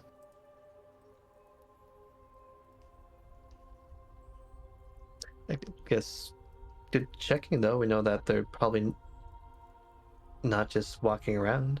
Mm-hmm. Okay. Just for Well, argument's sake, you were able to get a soul out of a ring. Yeah. So, right. I'm not suggesting or whatever, insinuating, but like, it's probably possible to pull a soul out of a weapon. It is. It just takes very powerful magic, I've learned. Like, magic that's maybe beyond what I'm capable of now. Or ISRL. Maybe even the High Cleric. That, from what I found, it took Kovith himself to find a method to deal with a soul weapon. Okay. So actually, he'd be the one to ask for help. But I've never met him. Maybe when we get back from Undorn, we can go meet Kovith. 'Cause that's Just to help easy. Jade. Well, we met another famous person, and they're friends, supposedly. But it's not. Well, we'll need Jade to figure that out.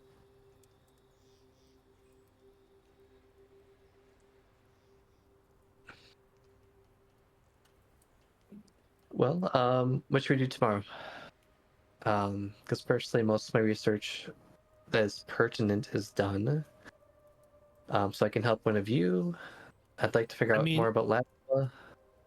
Well, I was gonna say, we were talking before about the astral.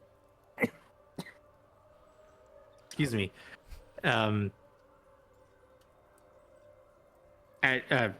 Fucking brain fog. What the hell's the word? The astral. Bodies. Roll. Vestige. Planescape. Well, That's all. Okay, Words. I'm gonna start this over. We were talking before about different continents and the demons and everything. Yes. Is it worth, because we never did this, go back and Oh. look at the map that I found and try to maybe look around there and Right. see if there's any information there to dig around? Because I found that real quick. We were running out. I forget where we were running to, but surely there's probably something else down there. Yeah, I mean, I'd love to help with that. I could at least make a copy of it. See if there's information about different gates and Right. And knowing more about the other continents would be nice. maybe if it was hidden, there's hidden information about stuff that isn't being described, like Lazarus Cave. True. Hmm. I really just want to go back and look at that map, though, because I want to see okay. that map. Well, we can make a group trip of it then. I'm interested in at least seeing that famous map. Okay. Then let's do it first thing in the morning. Alrighty. Then you all return to your bedchambers, being well rested and maybe a bit confident. Was a productive day for most of you. And you all go to sleep quietly and peacefully. Doesn't seem like any interruptions occur in your stay of the Tower of Weird. And you get awakened once again in the morning, bringing us to the second day. Only 2 days left before your departure. So, what do you guys do? I want to test one spell before we head out. So I've learned clairvoyance. And I want to see if I can use the Sun Shimmer Glass as the material component for it. I can post the spell. Yeah. Clairvoyance. Because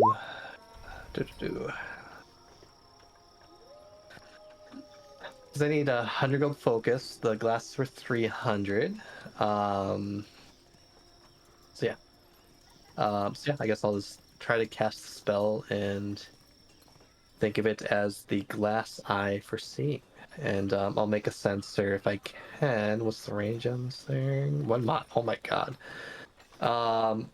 I guess I'll just make it like above the city, maybe like 200 feet. Yeah, you take the Sun Shimmer Glass Glade and kind of focus your magic within it to kind of project and almost like transmute it within a different space, or at least using kind of building an arcane eye with the glass itself, and then letting it appear above you. And as you kind of focus on it, you can feel that the magic weaving through the glass works quite well.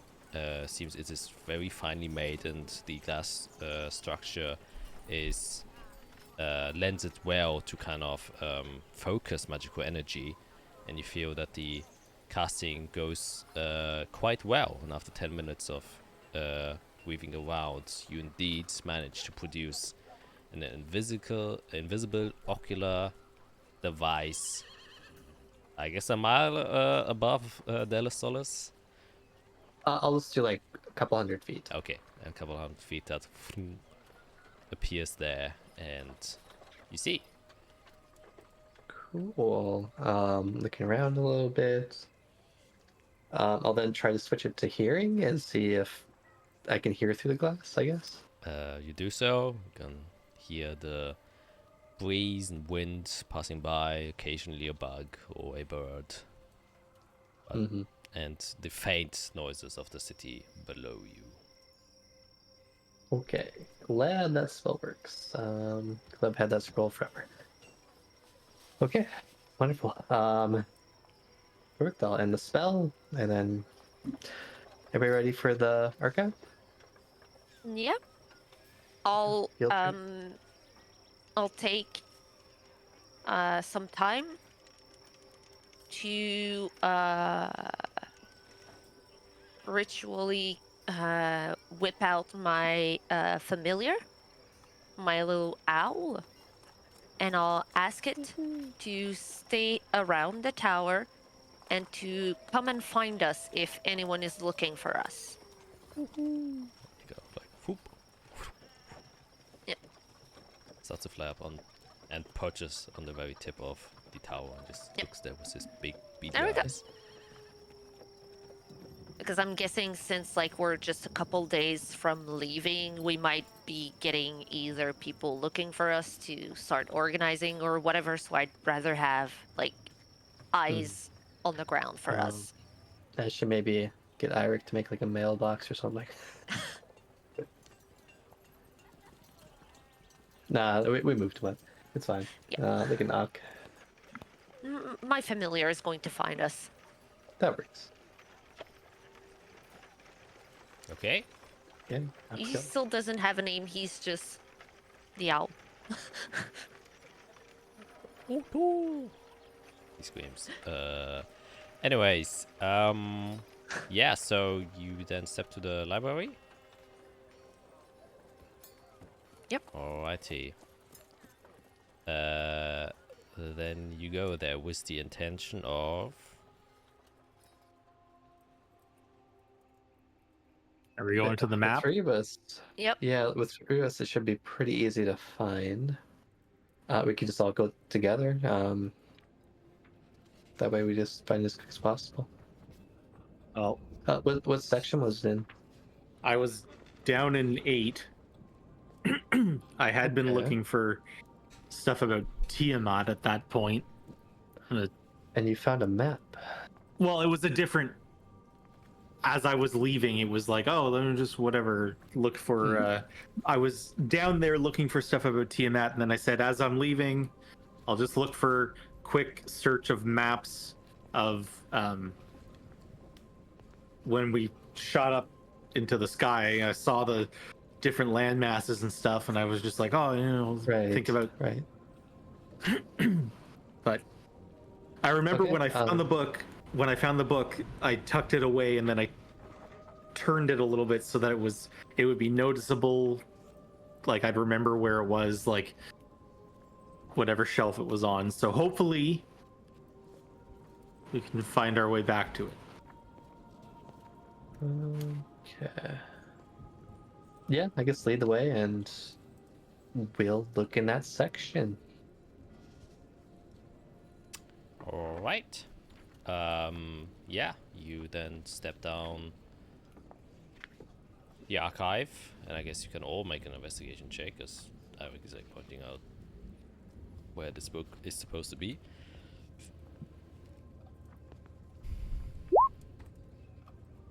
+5 because I'm trying to retrace my steps. Oh, get a 22. Get a Dang. 22, Azrael. Can you get it? Oh, Oh, she I'm would have to blind. roll a natural 20 for that. Damn, that would be crazy I'm though. blind. I don't see. I don't know. Well, I think it's more like that Eric and Fiera catch up before you, and you don't have to add your +5 because you succeed with a 22 as well, so you can keep that point. Since I think you only have to use it up when you like fail, right? Or am I crazy? No, I can use it to just bump up whatever Okay. score it is.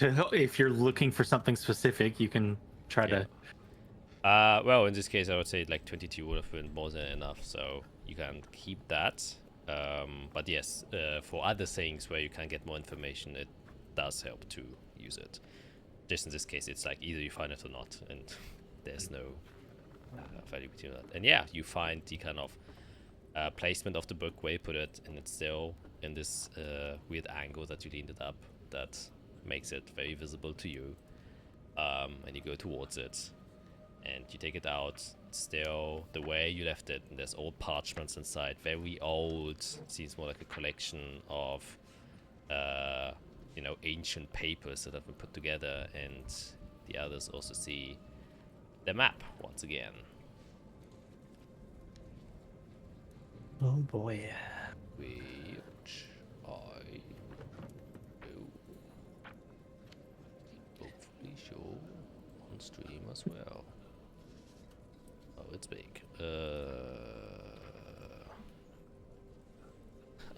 The light sea. I'm not even on the screen right now. I didn't do the map layer. Ocean, sea, yeah. The light. I mean, yeah, a lot of this is just unreadable. No, but if we can take time and dig through and look through the rest of these papers and stuff, maybe there's better Which- maps or Which God damn it. Which level of the archives are we in? 8. Currently? Ancient history. Ancient history. Okay. Yeah, I mean, you would think there'd be more than one map of the As- world created over time. As we are like in this area where where Eirik found this. Oh. Okay, yeah, I'm shaking. Where we are, I'm going to start looking around, like in the close area where we are, to find anything about the light sea. And see if that can lead us somewhere. Like I'm just gonna start looking for code words that could maybe help us figure out something. Yeah. Alright. Then make an investigation check. Come on. I guess my while she's gosh. looking, as I think she's looking, I'm gonna try to examine the parchments, its age, kind of the style of the map, the writing, and try to find if I can find similar things in the area or similar work done by this person. Yeah. Make an investigation check.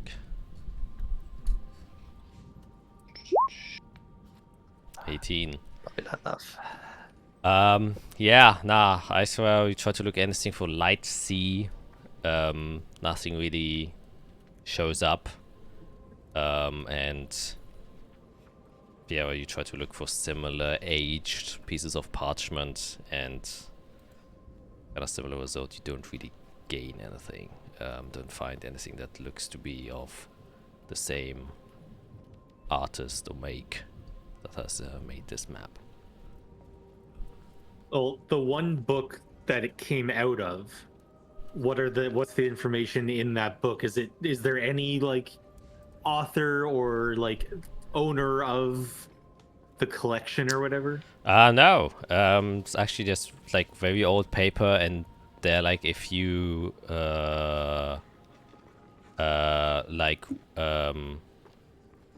what's it called? Like documentations about things that don't make any sense to you. It's like random words kind of put together of like I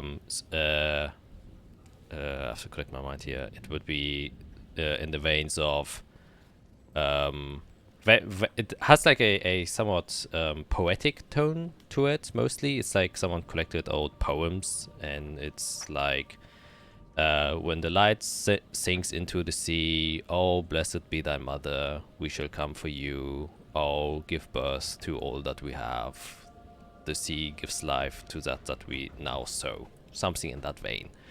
And then just these odd collections, and then the crossing of the sea, it will bless us again, the land will seek us, and we will be met in heaven once more, like things like that.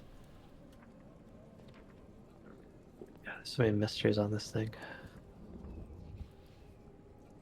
I mean, What I can tell, we're the left continent, right?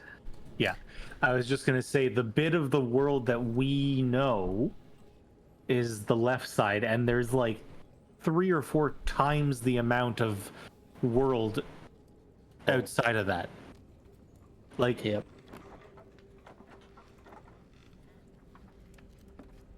there's stuff a long way away.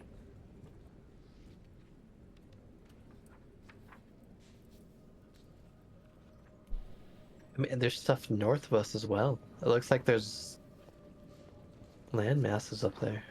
Yeah.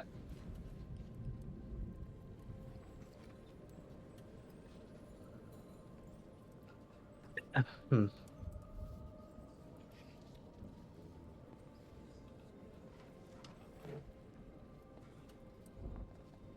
Interesting.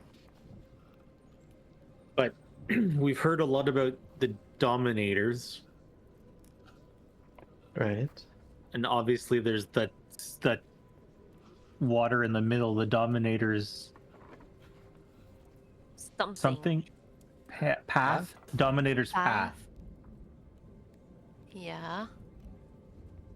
And that's obviously where the Everstorm is. It's out in that water. So whatever's through the Everstorm. And we are on the left or the right of that? The left, somewhere above the word ocean. Like, So we're all right. Yeah, because That- the ravine's kind of there, if you can Yeah. see that. Yep. that cluster of trees, that's your woods. Yeah, that's my woods. That's your woods. All yours, baby. Yep. So we're right in there. Look how tiny that little area is. Yeah. I want to know the name of the other continent. It Eva. What? Something. We've heard this before. It's Evalua.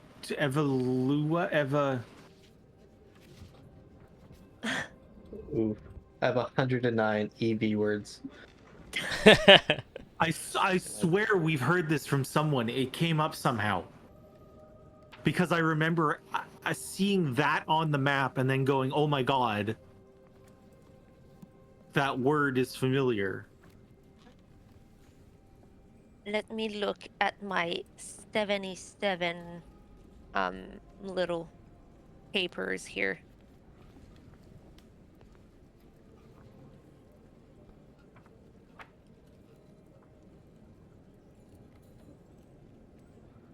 Yes, type down that. Yeah. Let me try. I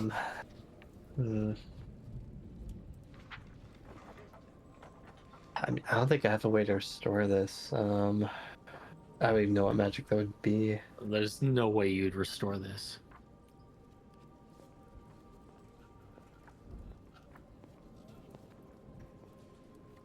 Jack, Yeah. with mending, would no. I know it's not. I know it wouldn't restore the ink, the actual drawing, but would it restore the parchment to its full size? Oh, actually, that's a good Oh. question. Also casting spells in the archive. No, I understand that. I wouldn't. But just like, would it just fill in the holes in this piece, or would it Hypothetically give like, speaking. this is part of a massive map? What does mending specifically say? Because it does specify a certain range, but I don't know if it just says a small area, or if they specify a bit more on what that range actually is.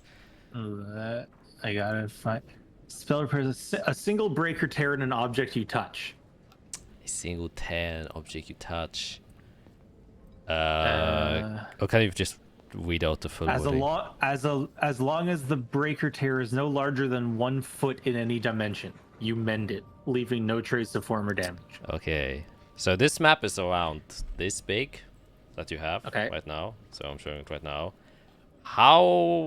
What's a foot in centimeters? 30? It's wait, hold on. I know it. It's 12 inches, which is 24 centimeters and Yes, approximately. some change. Oh, they're almost 30. 30. Yeah, okay, it's exactly 30. Holy shit. All right. Yeah. You can. 30 and a half. You know what? But yeah. You can certainly try. Well, I'm not gonna do it because I know. I meant that is a thing you can explore with this map. What I'm trying to say.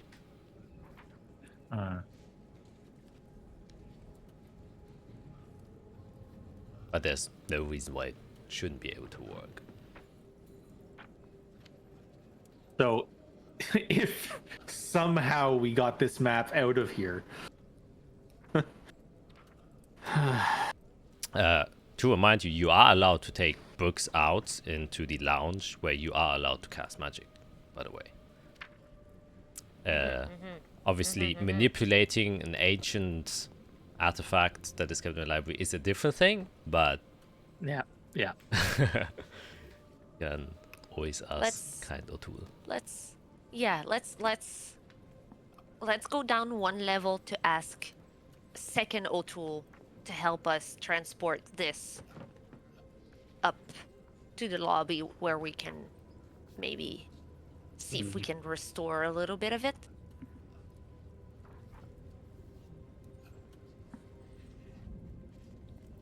I mean, whatever we do to it to restore it, it won't. We can't put it back to the state that it's in now. So, Who's going to be mad at us for completing a piece of paper containing like ancient history? well, it's not going to give us any new information. The ink won't show up again. No, I understand that part, but it's going to make it less frail, at least. It's going to make it survivable.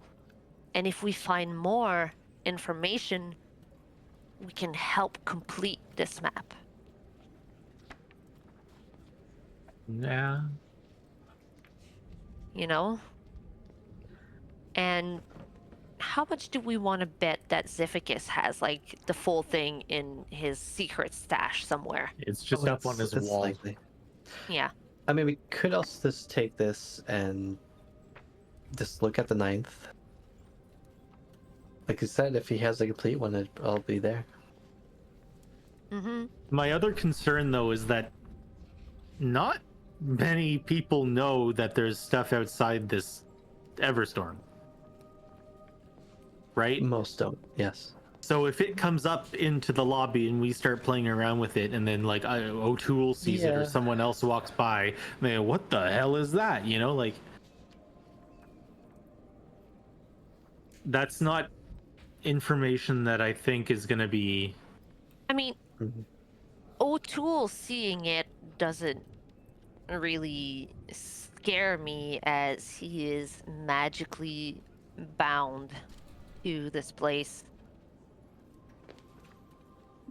Right? I can Well, see since Jack we're making near math.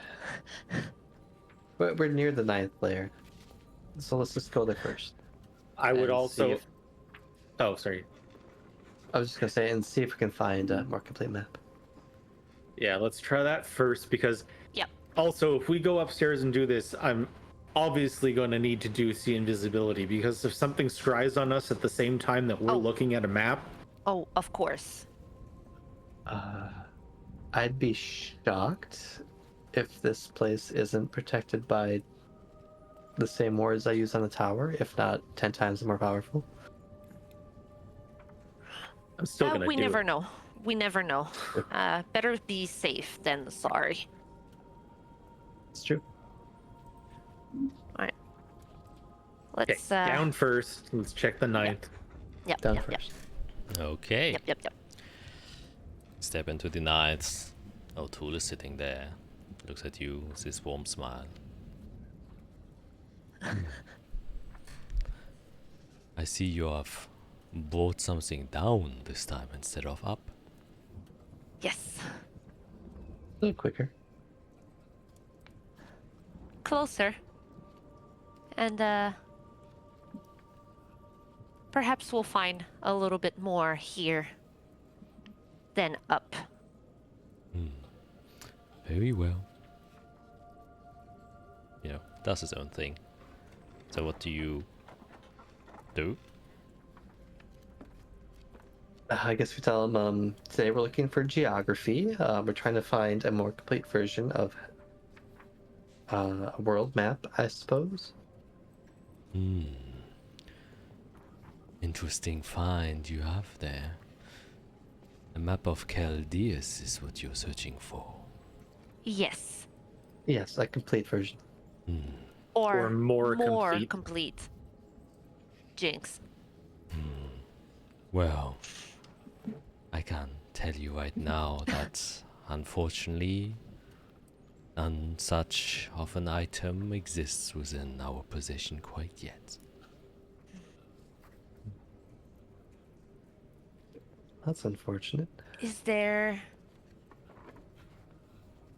I'm going out on a limb here.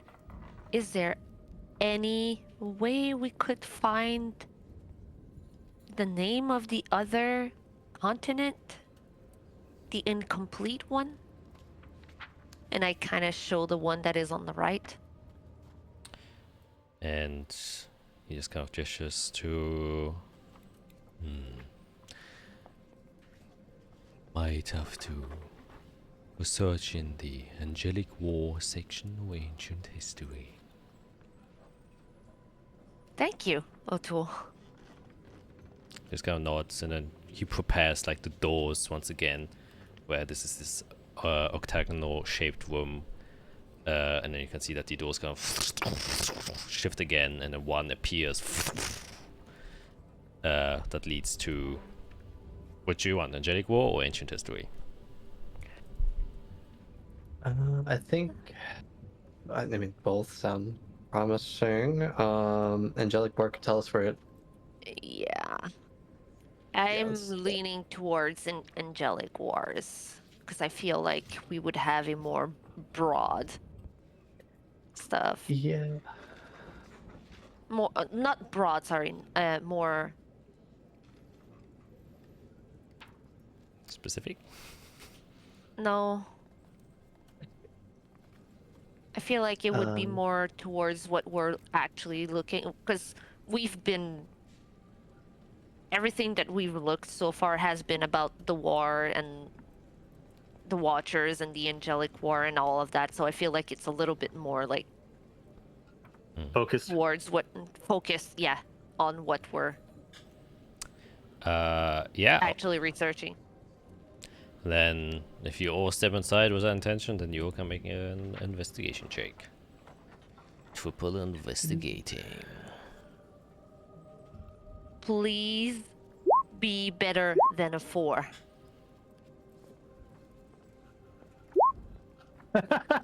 Wow. Boy. Team. Oh man, even with Inspiration. Oh, Inspiration. all right. Yeah, you're human. Awesome. Nice. Uh, I have Fiera also as a Come on, new one Eric. since it's a new day. Oh, I do. I I'll might do keep it mine for now. all right. You're looking for what potentially could be the name of this other continent. You're searching on. Isorel is just completely lost.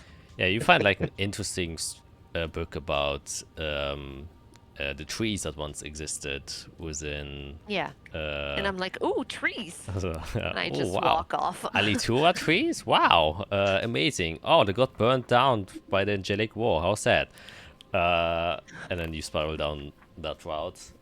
I'll throw a +5 onto my result to try to bump that because I'm nearly 100% certain I've heard something about this other continent before.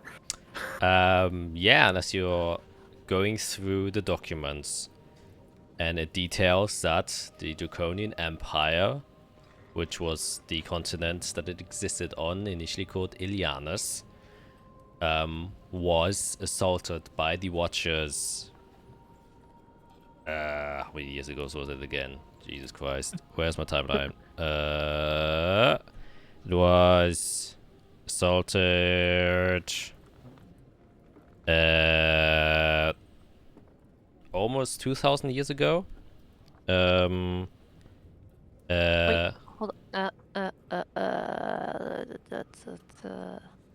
I am confusion. It ended around like about 1,500 years ago, or 1,600. Whoa, that's a long war. Well, it seemed to have lasted about 200 years. But it happened. A long war. Yeah, it happened. So it started around 1,800 PE and then ended 2,000 PE. And it's currently 3,597 PE. If you want the exact dates on that. Oh yeah, it was 1,787 years ago. There you have it. And you then find the documentation about the Watchers, and they seem to have been holy, angelic, divine beings referred to as scions who have remnants of divine power that came from a continent known as Eventua. Oh yeah, that sounds familiar. God, see, I was so close. And with a 27, you would also kind of find out that it was a holy crusade. They did a very a blitzkrieg style and invaded Yeshimon as their first attack. However, they underestimated the might of the Dominator of Flame, who actually managed to fend off the initial attack, which put the Angels at a heavy disadvantage because they have to go across the sea, and there exist still remnants of the angelic war underneath the oceans of the Yeshimon Sea, where old warships from the Angels themselves are still kind of sunken below. However, it has been very difficult to gain access to these lost war sites, just because of the geographical nature of underwater volcanoes that exist, that probably have been created through the Dominator of Flames and just this overall presence and manipulation of the terrain. And most notably, researchers also found that even old corpses of giants under the command of the Watchers also still lie underneath the sea, kind of preserved by the kind of high temperature waters, that they never seem to have decayed even after 1,700 years. But just because of the thermal vents, nobody was actually able to retrieve anything from them, but they can be vaguely seen when approaching that area.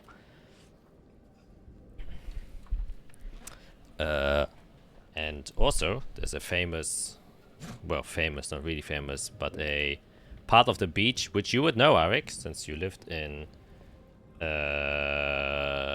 Yeshimon for a bit. There is, what's it called? Parts of the beach that have been completely covered in glass, and as was believed where most of the combat took place, and where the infernal Obex keepers protected and guarded the beach assault, and their flames have kind of scarred the surface of the sandy beach there and turned it into a perpetual glasscape. Yeah. Whoa. I'm going. A lot of connections. Is there anything around us now that is specifically about Aventua? There. Actually, that would require another investigation check. This was like specifically on the wall, and you can make another one to kind of see if you find more about that. Can I give him the help action? Sure. Yes. Yeah, I was about to say I'm going to move my nose out of my book to kind of help out now. Jesus Christ.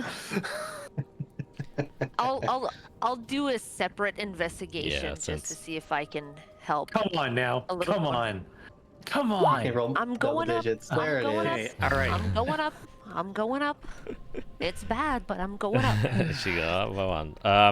Not really. It doesn't seem to be much information about the other continent itself. I'm going back to my Yeah, the tree the book. trees. These poor trees. So many just lost during the war. All named. Yeah. Yeah, unfortunately, about Eventur itself seems to be a kind of black spot. Similar to... well, not similar. It's just there is not much information that pertains. I mean, it's another continent. Yeah, The feeling most information about it is on that continent. presumably. Valid point. God. So, we learned that it was a Holy Crusade, which Yeah. Holy Crusades have a reason, right? They go behind one logic that goes against their belief.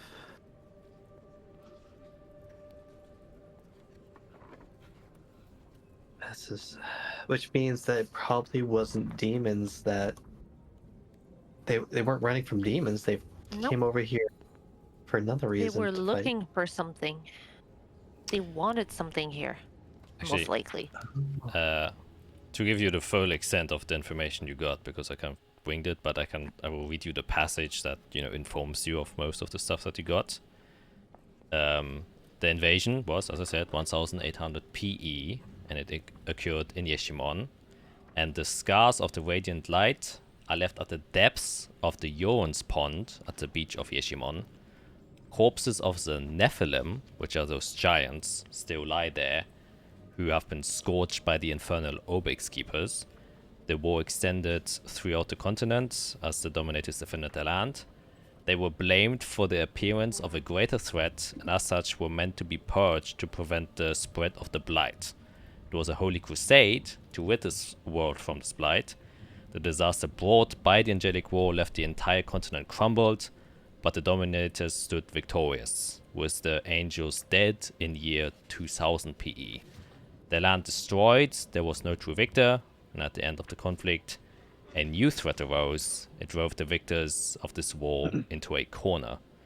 Either weakened by the war or a threat even greater than the angelic army, the Dominators vanished and their empire with them. Okay, now it makes sense. So it sounds like the Watchers blamed the Draconians for the blight coming back. Yeah. But then them fighting each other probably made it so neither could fight the blight. And the blight took over. Mm-hmm. Okay, everything now makes more sense. That was a pretty good find, Eric. I'm impressed. See? Trust yourself. I mean, like I said, I wasn't like specifically searching this out. It just kind of fell out of the book, and I was like, oh yeah, there's a map. Mm-hmm. Trust yourself. Okay. Okay. Well, I'd love to find out who Lesla is. And then I have so many spells to learn before we leave. Well, we're still in 9th. So Curious if it would be a 9. Sensitive. Probably. Well, if you want to help me. I mean, I'm just going by the assumption Lazula's cave is written on a map, but there's no information about it. That was found up in the other level. So, like, is there hidden information that's not being shared, like, publicly? The answer is always yes.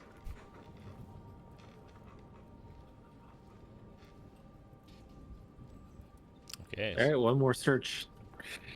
where do you search? Is there a geography section down here in the 9th level? Let me quickly see. I don't think so. At least not specific for geography. No, there's ancient history, angelic war, mystic arcana, the Everdome, omens, and absolute spells or annihilation fields. But you all would know, like, the silver and gold section isn't for the public. Like, only a very few yeah. selected people are even allowed to get to the golden layer. The nines is like super. I meant public as in, like, this has an extra level of, like, O'Toole to get through, so... Yeah, we don't know about the third and fourth O'Toole. Yeah. And we never will. You have to ask for Anyway, that specifically. I guess just how much longer do we want to spend down here? If you've got other things that you need to do. But we need to find out something about Lazula before we head into the depths of Yep. this mystery. Mm-hmm.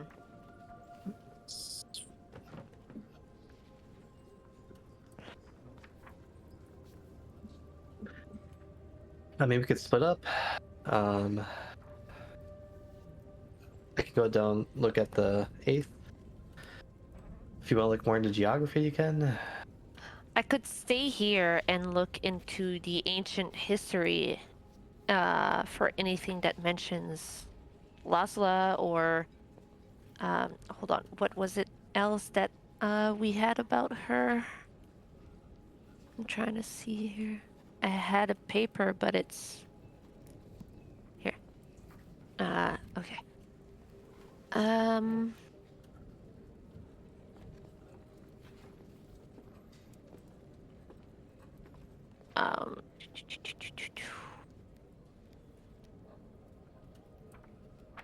Yeah, I don't have anything specific on there.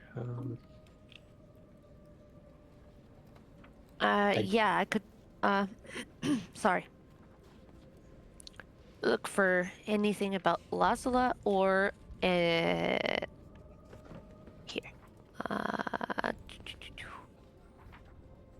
That's what I have here.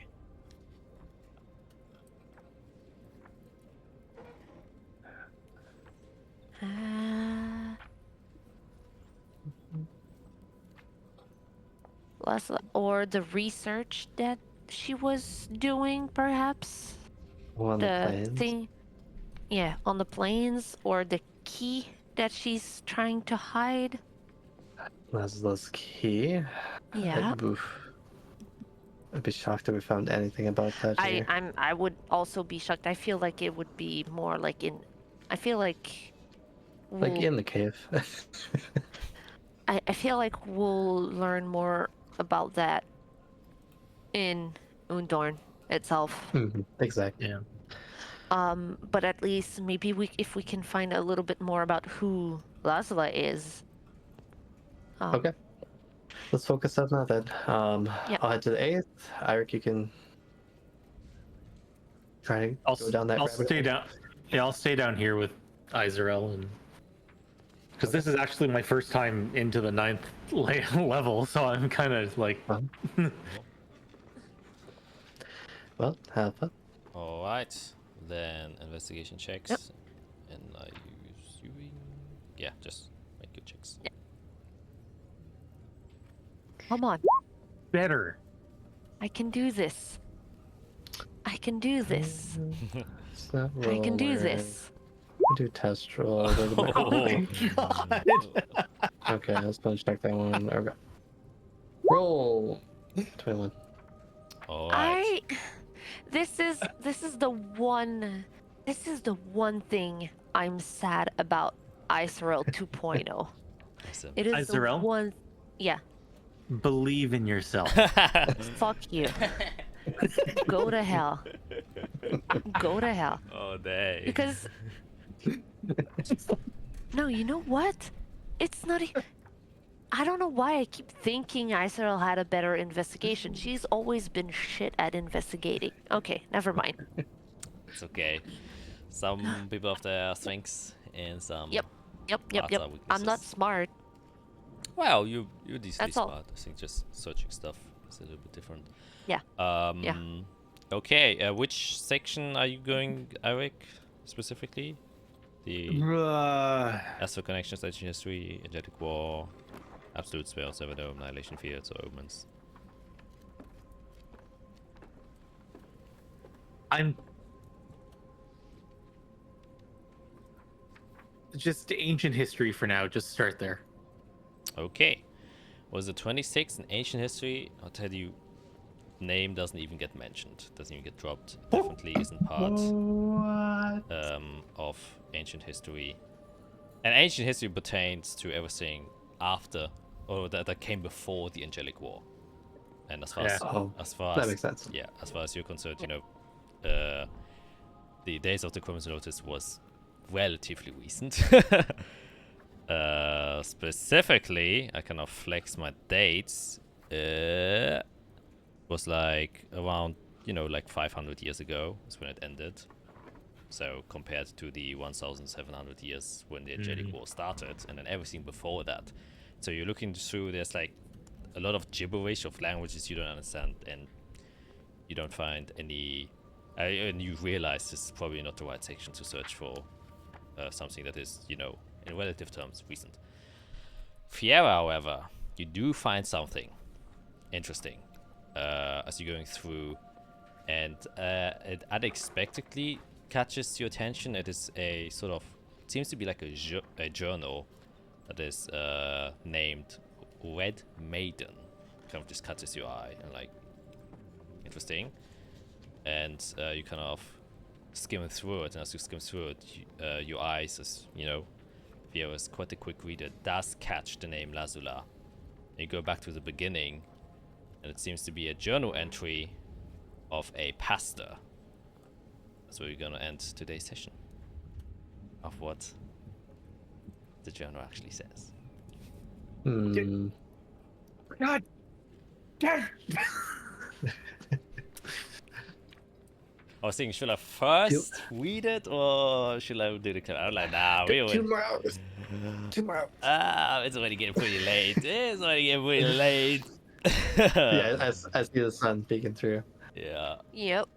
Oh shit. It is 1 a.m. for us, Yeah. and like way too late or too early for you, Jack. Yeah, your boy. I'm actually doing quite fine. I drank a coffee before this, but I do not want to overextend for these old folks over here who need their bedtime sleep. Yeah, but be excited for what it says. Oh my gosh. And we're actually jumping through time, going back in the past to play our Halloween horror one shot Oh, before yeah. we actually continue.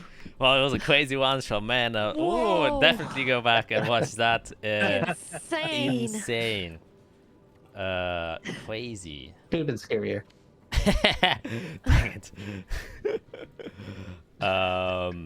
Yeah. So God Oh. you damn. guys enjoyed that, but a lead to Lazula, perhaps.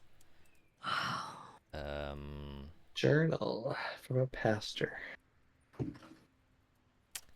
Where's the end music? Oh my gosh. Yep. A journal of a pastor. What's it gonna be? Man, you discovered quite a lot today. I Oh, boy. have figured out the name of my owl. Ooh. Okay. That's the Yep. name. Oh.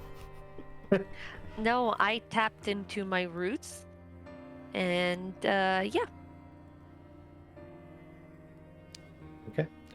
That's what we get. Yep. Okay, you're not gonna reveal it. And I'm I thought you were. she's doing a Okay. jack. Oh, no. I'm gonna wait for everyone to be there. Okay. Yeah, fair enough. It's Fair enough. It's Oh, nothing. yeah. It's nothing like crazy or like mind blowing. I just I knew it. It's- I just tapped into like skits, roots, and stuff, and just took a word and Yeah. that means something to Iserel and then just translated it into something that means something to me, Skit. It's Nice. It's it's nothing. It's nothing like, oh my gosh, or revolutionary. it's Gasulu 2.0. I know it. I know it. It has to be that. Especially for Iso and Skit. No, it's actually Aria 2.0. Oh shit! Oh dang! That'd be No, actually very No. sad and kind of traumatic. Yeah. To name it's a your little pet. bit morbid. Yeah, it is to name your pet after your dead friend. Oh god. Yeah, Yeah. that's kind of. Yeah, that's pretty sad. Yeah. Come on, Aria bird, follow me. Yeah. Anyways, that was it for us today. Join us next week to see what the journal says, and like and subscribe to not miss it. And that's it from us today. Bye.